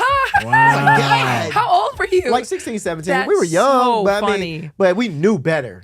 Kinda, because I didn't think we would get in trouble. I think it depends on the color. Because if it's red, you might literally be thinking somebody has it a was sight red. on you. Well, it was red. Oh yeah, yeah, no, it y'all was red. needed to go to jail. Oh well, I didn't know. We didn't know that. So we thought that was funny, and my aunt snitched on us. So my aunt made the man bring us outside, and he had a stern talking to us, like, Aww. that ain't right. You can kill somebody like that. Well, we did that again. We did it again later, so it don't matter.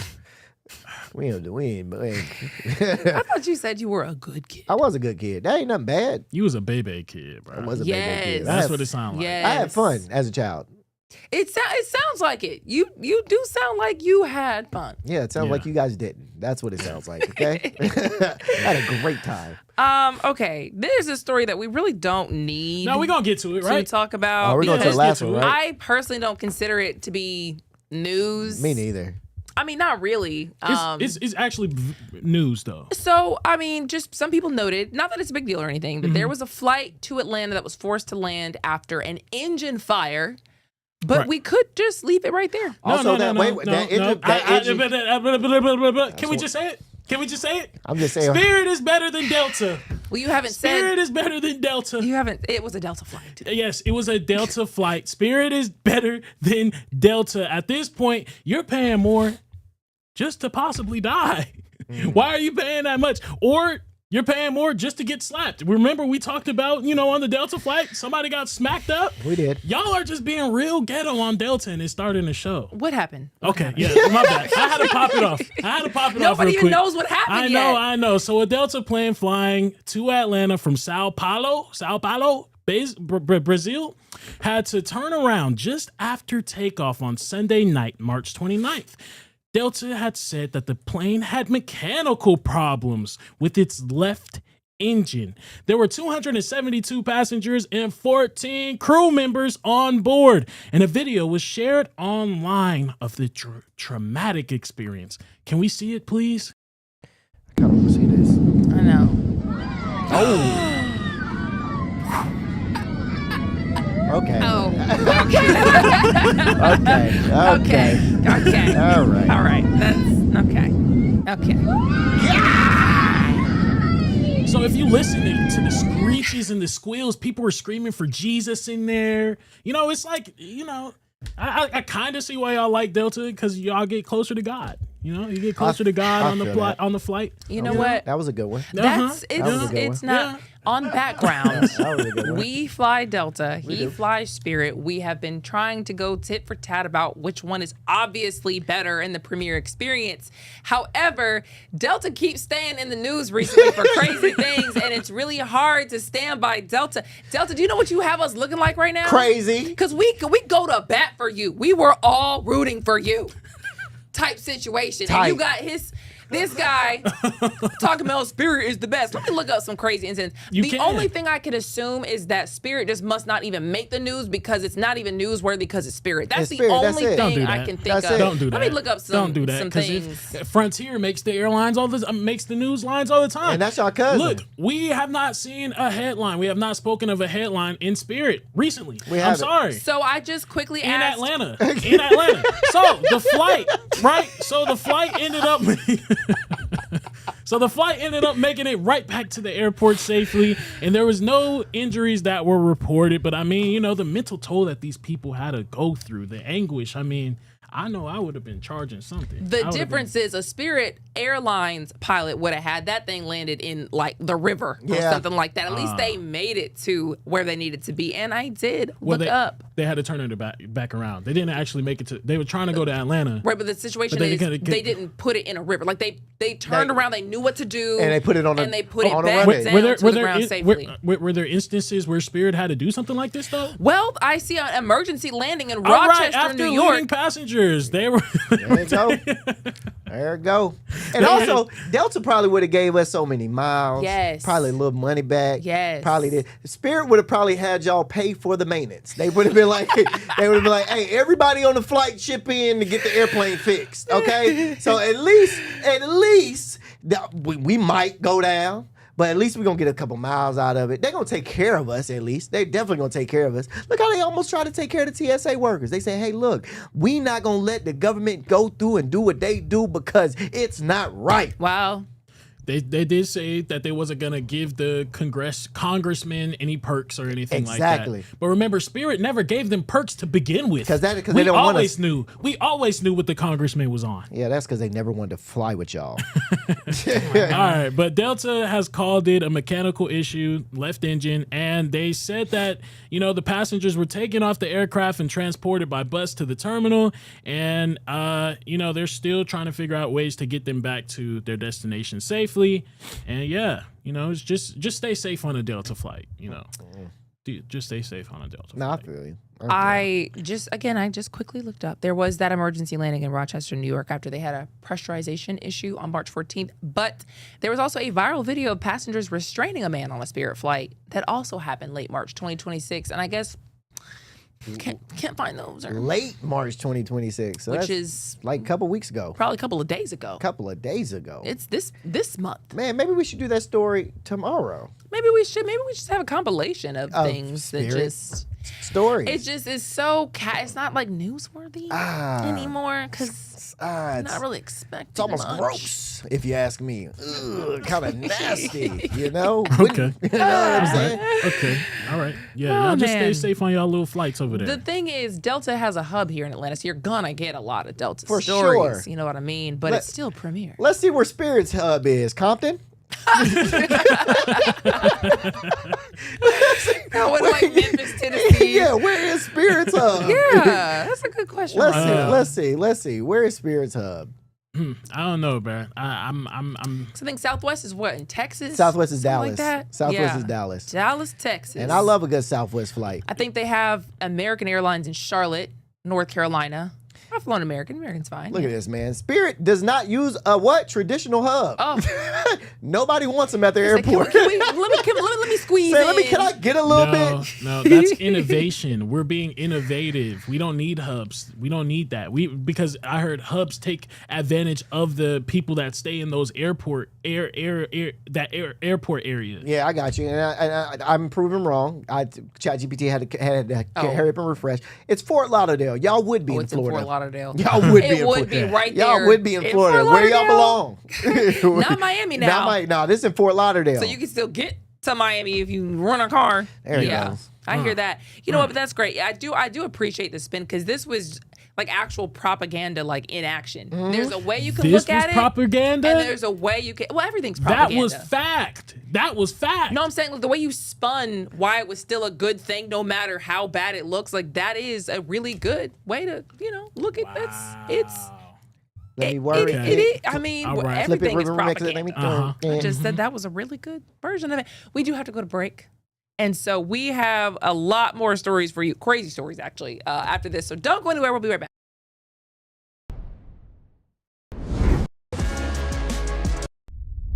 A major move today. Hot 97 is expanding. Hot 97 has launched a full streaming television channel. Hot 97 is no longer just a radio station, it's now a streaming network.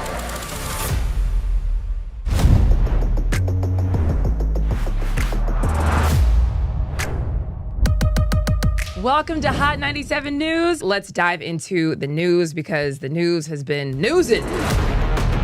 Hot 97 mornings with Merrill. We got Shiny Culture in the building. Leah Bell in the building. Good morning. And DJ Cass One. You know what it is. You know how I get down with the Funk Flex energy, baby. Let's get it, Flex. Nobody don't want no smoke. Wow, it got spicy real fast. Here for it all. We're here for it all. Let's go. Mariah Carey takeover. The people made it happen. Yeah. I'm coming around to all the classrooms and we turning up. Good morning, students. My name is Wale. Aren't you supposed to be in class? Oh, man, you supposed to be in class, man.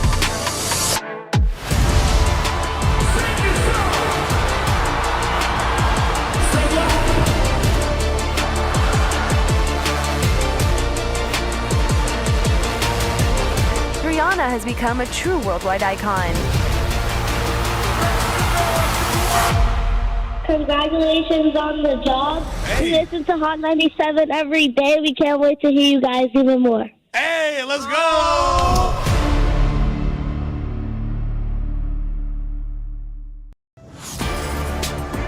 ready, the legend is on your screen. Funk Flex, the man who defines hip-hop, is bringing the heat from the radio booth to your TV. Where my camera at? That's my camera? All right. The biggest beats, the hottest freestyles, and that classic Flex energy. Bars are back. Now in your living room. Don't just hear it, watch the movement. Funk Flex, now on Hot 97 TV, Mondays and Fridays at 7:30 p.m. The voice and attitude you love, now on your screen. I love this. Nessa brings her unfiltered energy, real talk, and celebrity interviews from the radio to your TV. It's the same Nessa you know. Bold, funny, and always keeping it real. Catch Nessa, now on TV. Damn, that was deep right now. Tuesdays at 7:30 p.m. and Fridays at 7 p.m.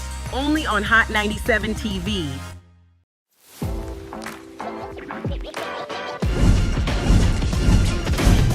Welcome to Hot 97 News Atlanta. First, here with Rondell with 2 N's. What it do? Give it up to you. And Million. Hey, the fact that this is a reality. Brand new live news show. I'm your host, Lana Harris. There is so much going on in this country and in this world. Civil unrest. Nobody's going to trust that. Any of this sounds, like I said, it sounds good. Yeah. It does sound beneficial.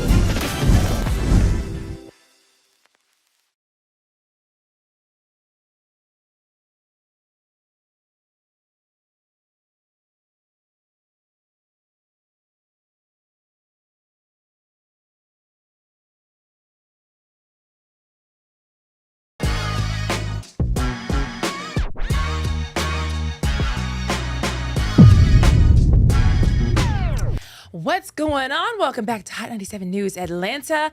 The Attorney General of Georgia, Chris Carr, has a warning for these gas stations in Georgia. Yeah, so did y'all know you could report gas stations if you think the gas station is too high? Yeah, no, wait, what? If you think the gas is too high, you can report gas stations in Georgia. No, I didn't know that. Yeah, so Georgia paused its gas tax for about 60 days. Y'all remember, Brian Kemp? It went into effect already? It already? went into effect already. I haven't seen not nary a sign go down. Me neither. Then you might have a case on your hands. You might have a couple of case. cases. Got a case this morning. Because of everything went up, the price going up in Iran and this whole entire Iran war thing, prices went up in Georgia, and Governor Kemp, he said he got our backs. He's gonna lower the taxes, or actually pause taxes, the gas tax for 60 days. Now, how the gas tax works is like this. When gas stations buy gas, they are paying for taxes on that gas that is built into the supply cost. And those taxes are coming from the state.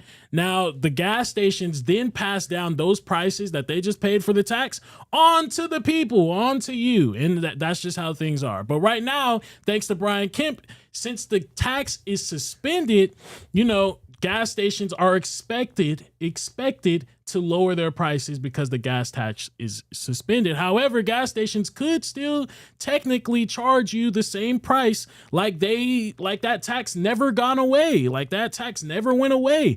And if that happens, they're basically keeping that extra money. So they're keeping the price the same. They're saying, even though the tax isn't there, and they're charging you the amount they paid a couple months ago, and then, they're making extra money off of that.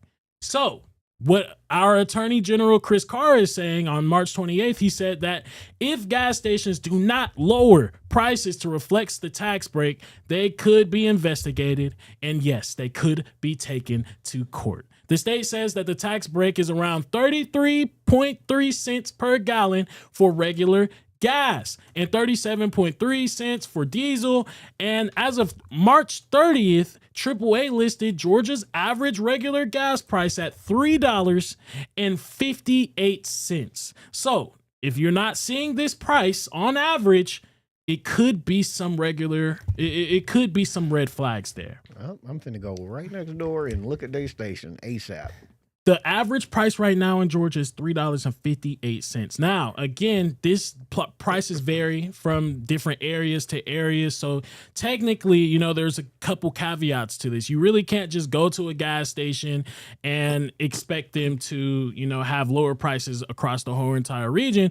But prices vary because prices vary on location, like I said. But when you can look for this, You know, if prices didn't drop at all, if prices didn't drop, how can I say this? If prices are the same, or you're driving around and the prices are the same, or they're looking the same, even though this gas tax went into effect 60 days ago, you could report them. You could give them a call, basically. So we have to wait 60 days to report it? No. The taxes are the tax is already the gas tax is already in effect. So they're taking that effect. They're taking that gas tax away. So that 33 cents is already in effect for 60 days. Now, if the gas stations have not lowered their prices though, and they're acting like, you know, it's the same price that it was a couple of months ago, that's where you can go and report it. You know, I did notice that they went down to a degree, but not really. Like, it seemed like, I think the one by my house, it was sitting at like $3.75 for a second there. It's just hard because you know how they fool you with the cash price? Yeah, for sure. So I can't remember if I was looking at the cash price or the credit price. And then they have a whole like new category where they just try to like pretend that the gas is low, and then you get there at the pump and it's like, gotcha, that's not the real price. So I don't know. I don't know. I think some of them probably like inflated it and then brought it down. You know what I mean? I mean, they could have. That's a They good could have point. inflated it before that Right tax before. went into. Yeah, and then they could have. Because it was at like 350, 60 something, and then it shot up to 375, and then we had that gas tax news, and now it's back down. And it was like, So here's one big way to tell if they're finessing. If you drive around the area and you see one gas station has a price that's like extremely big compared to the other ones next to them, then you can possibly call. You can possibly hit up the general, the attorney general, and say, "Look, man, check this gas station out." And I mean, I'm with it, bro. I'm about to start reporting. I'm going to tell you where to go look first. Okay, tell us where to go. Any gas station that got them casinos in the back, their prices are higher. And I'm going to tell you why, because they don't want people to come in there and use the casino, because you're not supposed to have those. So, hey, if you see a casino in a gas station, just know that their gas prices are way above what they normally are, bruh. Like if you see a QT gas prices, they pretty much roughly are low. You know, Sam's Club, Costco, all this. QT is pretty low. Yeah. I like QT. Look, I ain't gonna now, mind QT. there's a QT where I stay at. It's a QT here, gas. The regular price is like $3.50. Over here, the regular, $3.85. $3.85. $3.90, something like that. But they have a casino in their gas station. Dale, what are we talking about? You need to make the call. Oh, I'm making it today. Now Please that you told me this. I'm about to tell you the number. The number to call is 404-651-8600. Again, that's 404-651-8600. That's the Georgia's Attorney General's Consumer Protection Division. Like you said, Dale, let's get our snitching on. You know what? I wanted to snitch on them one time. I didn't know this was a thing, so I just wrote it in a Google review. There is a gas station in Midtown. I swear, I'm not going to say it because I can't say it for real, but I swear to you, at least this day, they were skimming gas because I put in $5. You know how much your tank goes up when you put in $5. Because usually you just want to put in, because this is one of those ones, it's in Midtown now, so it's expensive. So I was not trying to get got. I was just trying to make it to where I needed to go to get gas enough to get over to those gas stations. So I put in $5 and the needle did not move at all. What? Not at all. So I was like, wait a minute, did they just pull like one of those situations where they don't kick it in until you hit a certain amount? You know what I mean? And you never notice. So I go in there, I said, hey, they didn't, I think your pump might be broken. I was actually really cool about it. I was like, hey, I think your pump is broken. I put in $5 and the gas hand didn't move. They said, well, you probably just need to drive around because the gas hand probably just didn't move yet. I said, sir, I've had my car for years. I know how my gas hand operates. It goes up when I start the car again. Well, maybe it just didn't do it this time and you don't know what you're doing. And they went off on me and I was like, okay, you know what? Like I was trying to be cool. Now I'm about to report you. But I didn't know you had a whole number you could do. Yeah. But I wrote a Google review. Make that report, bruh, because they've been getting away with a couple of things, bruh. I can't prove it, but right. Feel like it. Right. My gas hand didn't go up. That's all I'm saying. You feel like it. And if you would have put in like $35, you would have never noticed. Yeah, because yeah. I just happened to be going to put in $5 specifically. You know, usually you know. Rule of thumb is you only buy lottery tickets at the Shells and those little. You buy gas at the QTs and the racetracks and the Sam's and the Costco's and the Kroger's. That's where you get your gas. You only buy lottery tickets and gas station food and stuff like that at the little Shells and the Exxons and the stuff like that because they're all privately owned. I did not know that. Yeah, man. Most of them gas stations are owned. Why do you think the people be behind the counters? The same people. You get it. You'll never see corporate people behind them counters like that. There you go. Like at QT. QT is a corporation. Yeah. Right. Racetrack is a corporation. Okay. Shell's, they're all privately owned. So you can hire whoever you want. You can do whatever you want to with your gas station, bro. Interesting. Bro, they've been getting over on people for years with gas stations, bro. They come over here and they own them. You'll never see no black-owned gas stations. I didn't even know that.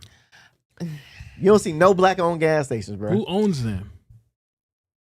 Right. I'm gonna get you one of these days, Dale. I'm gonna get you one of these days. So we have to take a turn a little bit. You know, it's a sad story. So it's prom season, and sadly, literally sadly, there's a senior who's now dead, and 2 others were injured in a car crash. They were driving home from prom. Yeah, so an 18-year-old high school senior named Patience Price died in a car crash early Saturday morning in Douglas County. She was riding in the front passenger seat while heading home from prom with other teens in the car also. Now, police say the car went off the road and into it hit a hill and rolled over multiple times. Unfortunately, Patience Price was thrown out of the car and died at the scene. Police believe she was not wearing a seatbelt at the time, actually. And after the crash, emergency crews arrived and shut down the road to investigate what happened. One teen in the back seat was badly hurt and taken to the Grady Memorial Hospital in Atlanta, but the driver, thank God, only just had a minor injury. And police said that they did not appear to be drunk or impaired from any other substances or anything like that. The school district later told families about the crash and, brought counselors to the school to help the other kids out that was hearing the news. And this is sad because it is prom season that's coming on right now. And I don't think a lot of people really actually know exactly how dangerous prom season gets, especially around nighttime. So the AAA Foundation for the Traffic Safety reports that nearly 1/3, that's about 30% of teen drivers related fatal crashes occur between April and June. That's peak prom days. That's peak prom time. So a vast majority of our teenagers are losing their lives around prom, and it's typically dealing with driver related issues. So just, man, I don't know. If it was me and I was a parent, I would just make sure that I'm driving my kids to prom. Well, I'm saying that at least. Well, look, and that I was about to say, nowadays prom is not like how it used to be back when I went to prom. When I went to prom, we would all throw in for a party bus, or we would all throw in for a big limo, or we would go to prom together as a group versus individually. Nowadays, it's about stunting. Right. So it's like, who gonna pull up to prom with the flyest car? Who gonna pull up to prom with They drive themselves? They drive themselves to prom. Yeah, most of these kids are pulling up to prom in Rolls Royces and Mercedes. 1,000%. What? Yeah. This was an instance where that happened. They was driving their own car. Yeah, they drive. No, I know. I didn't know they were driving Yes, they drive to prom. They Rolls? rent cars and drive to prom. Yeah, 100%. This is a huge thing. Oh, y'all got money. And this is the thing I'm trying to say. Back then, that was stunning.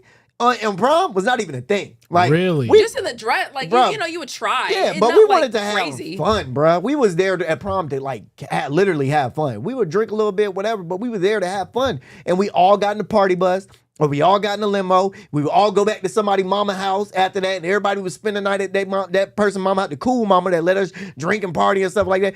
But yeah, it was an environment where we all got together. There was no, hey, y'all two, we gonna meet y'all at prom, or I think we've lost the culture of what prom is actually meant for. It's meant for you to enjoy your peers in one. Like, you're supposed to go have fun with everybody. You should. I don't think you should ever be going to prom just like, let me go pick up my girl and we drive to prom together. Nah, man, go get a party bus. Y'all have fun on the party bus. It's safer too. Yeah, at least get a driver. A driver. That at the very least. Yeah. You know, you could rent a Rolls Royce, but get a driver. Somebody drive it. The whole point of prom nowadays in the Gen Z era, at least when I was there, was to flex. Yeah, the stunt. I remember, like, actually, as a matter of fact, my senior year, one of the proms that I went to, it was like a really high class prom that they had going on. People was like coming in diamond shoes, and they had bedazzled jackets on. I mean, honestly, it looked. People was trying to flex and make it look better, but I mean, it still looked kind of ghetto. Oh, 100%. At the end of the day, 1,000%. like, you wearing diamonds on the back of your diamond embroidered jackets and stuff like that. But the whole point of it nowadays is to flex. So people wasn't even having fun at my prom. There was probably kicking, like hanging out. Literally, people was just standing around because they was like, yeah, I can't get my stuff dirty. That's crazy, bro. We was throwing down. I had a white tux on, man. My tux was sweaty, dirty. Boy, I was having a ball at prom. What? Having a ball. We didn't care about being cool back then, though, bro. Cool was not like let me see how. Nah, man. We wanted to literally have fun. We knew what fun was. There was not like, I need to look the best. Yeah, there were some people that came in with a little bit better tuxedos, but for the most part, bro, we didn't care what your tuxedo looked like, bro. We came there to like party. I think it was social media culture that really screwed these kids over. Oh, for sure. Because there's so much pressure for them to be cool and so much pressure for them to have this certain standard that everybody has to see on social media. Now all of a sudden you get in public at prom and I can't do anything that doesn't look cool. Versus back in the day, none of that was a thing. It was just like, oh, we had prom, let's get it. You know, and you weren't like filming. It was before filming. It was before all that. Boy, these kids, they just got screwed. Yeah, they did, bro. So y'all would drive your kids? You drive your kids? Or you let them hire a driver for so sure. Feel fancy. Or get them a party bus, bro. Like, Yeah. I hope to be well in my bag by the time I have a child. Yeah. So to where it's like, by the time my kid gets 16, 17, ready for prom, bro, I'm like, whatever you want to do, we doing it. Yeah. Like, you want to stunt? Let's stunt. But we're going to stunt the right way. Get 7 of your friends. I'm going to get y'all a big old party bus. And we turning up. Yeah. You know what I'm saying? So...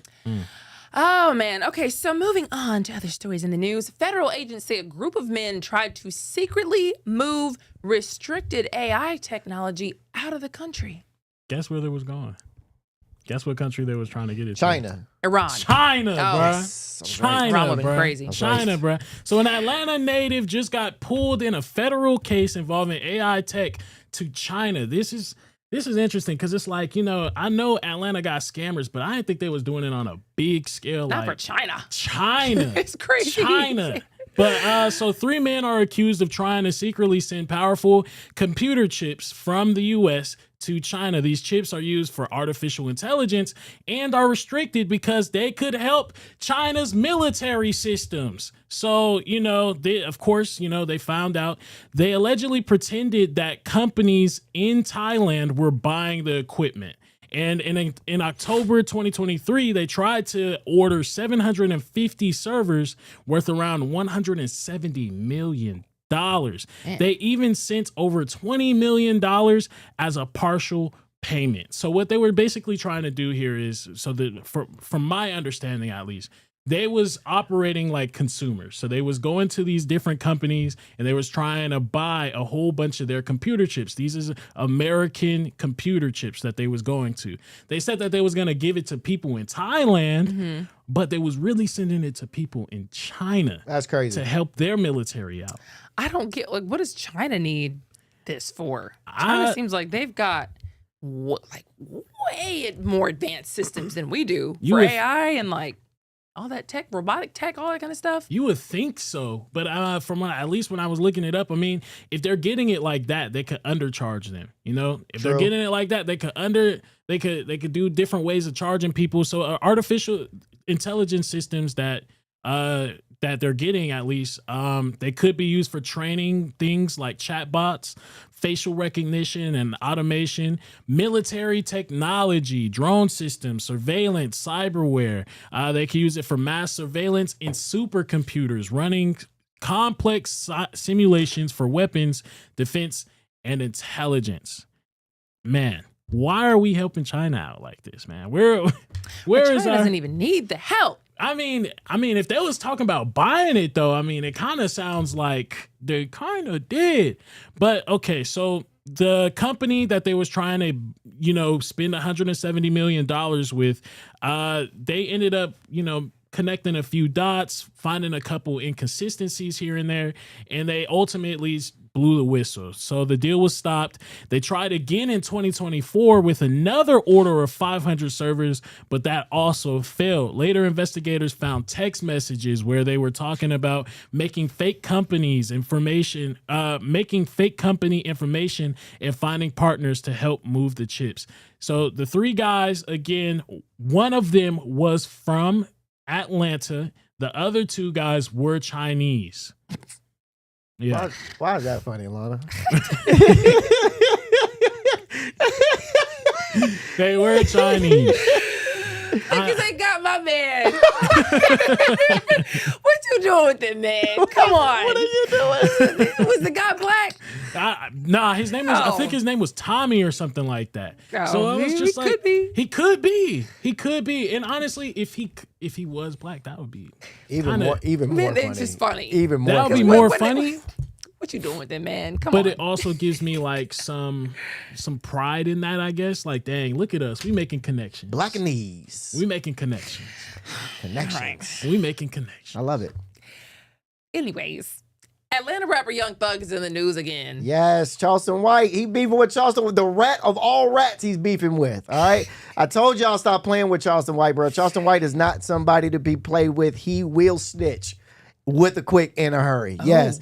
Now, this all goes down in Miami at Drewski's Could Have Been Love event. Was supposed to be a comedy event type vibe, but instead it turned into tensions. You got Charleston White on one side, known for saying whatever comes out of his mouth. He's done talked about people dead babies. He done talked about people dead grandmas. He done talked about people's dead everything. He don't care. And then you got Young Thug, who's fresh out of the biggest legal case in hip hop history and currently on probation. So there's a video that started circling around, Charleston White yelling across the venue at Thug and his crew. And this is the video right here I want to show you. They told gum. So that's Charleston White behind the camera. Man, that's Young Thug behind us. All right, pause it. So now, Charleston White then gets on the internet and explains the entire ordeal, how he was going to, pretty much snitch and tell. So this is him explaining. Wait. Before we started, what did he say? What did who say? And Charleston White, behind the video. I'm like, what did he say? I couldn't really. Oh, they ain't ready for it. And then he started cussing. Okay. And then he had to bleep that out. And then he goes, them, they crazy. So it's Okay. Nothing important. Okay. Yeah, nothing important. And this is him explaining what happened. Okay. Jeffrey Williams, you on probation. You just approached me, threatening me. Your words was, we step on. Okay. You didn't say I, you made it plural. You said we. So that's in cohorts. I mean a gang. You on probation. And you had every opportunity to upside my fucking head. Get what you didn't do? Nothing but make threats. And guess what it is? Against the law. Against the law.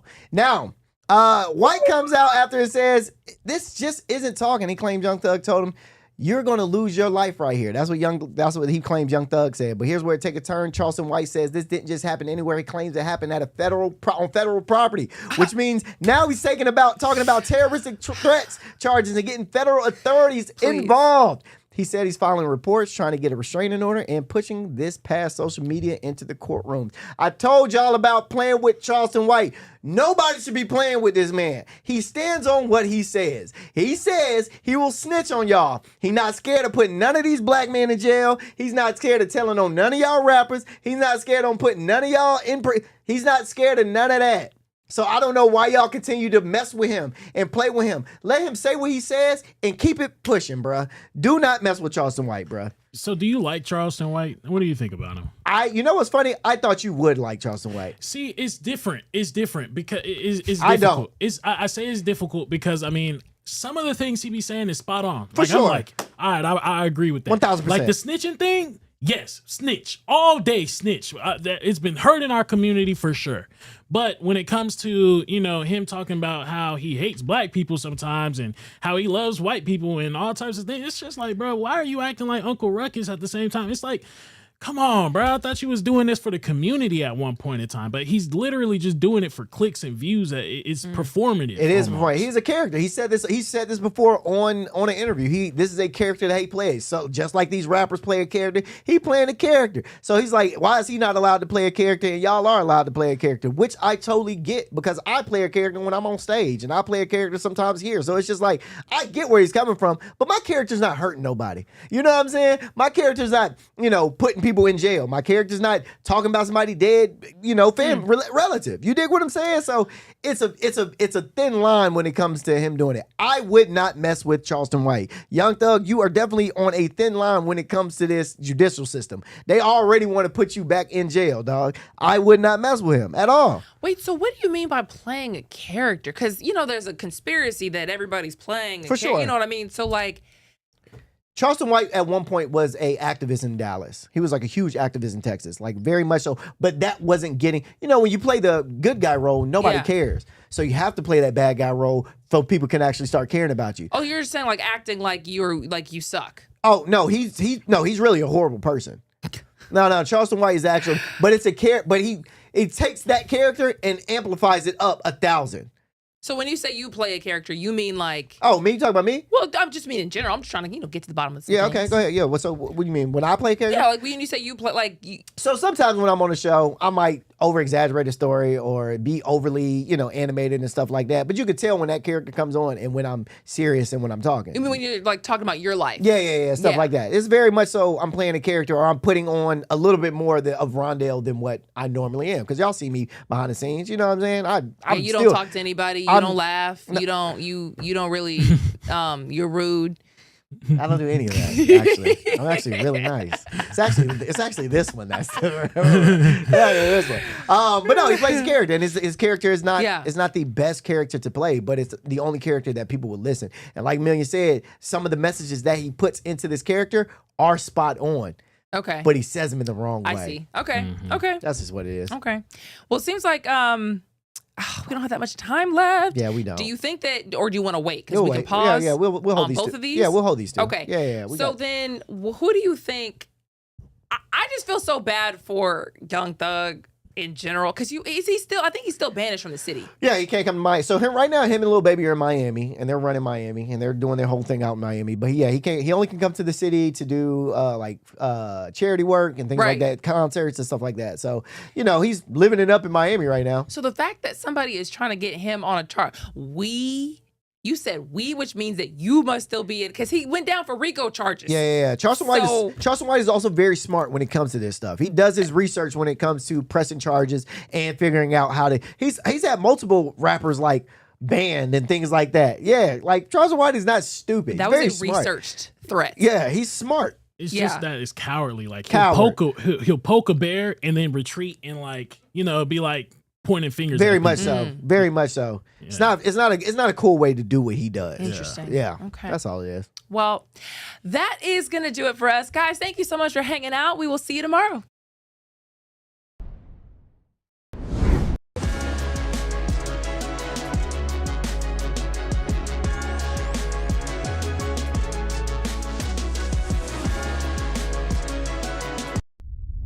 A major move today. Hot 97 is expanding. Hot 97 has launched a full streaming television channel. Hot 97 is no longer just a radio station, it's now a streaming network.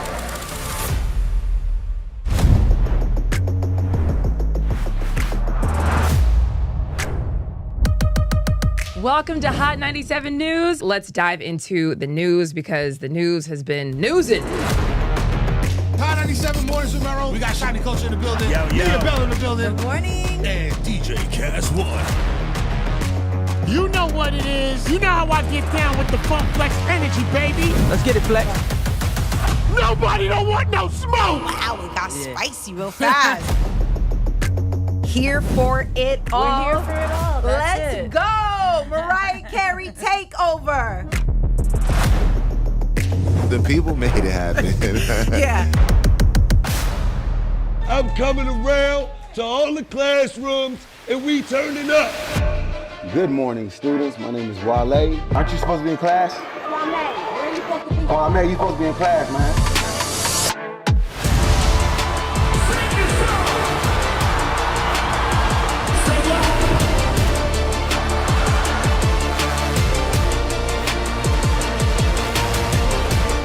has become a true worldwide icon. Congratulations on the job.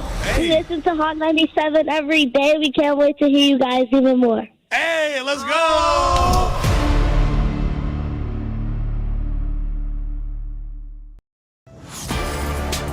Get ready, the legend is on your screen. Funk Flex, the man who defines hip-hop, is bringing the heat from the radio booth to your TV. Where's my camera at? That's my camera? All right. The biggest beats, the hottest freestyles, and that classic Flex energy. Bars are back. Now in your living room. Don't just hear it, watch the movement. Funk Flex, now on Hot 97 TV, Mondays and Fridays at 7:30 p.m. The voice and attitude you love, now on your screen. I love this. Nessa brings her unfiltered energy, real talk, and celebrity interviews from the radio to your TV. It's the same Nessa you know. Bold, funny, and always keeping it real. Catch Nessa, now on TV. Damn, that was deep right now. Tuesdays at 7:30 p.m. and Fridays at 7 p.m. Only on Hot 97 TV.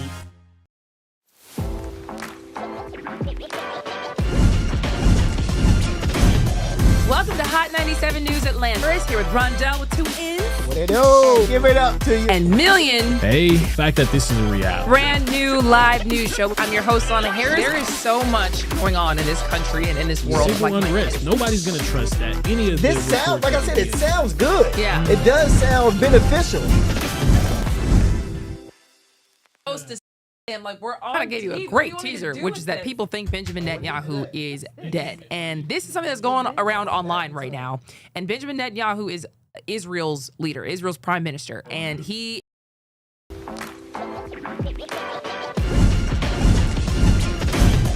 Welcome to Hot 97 News Atlanta. Chris here with Rondell with 2 N's. What it do? Give it up to you.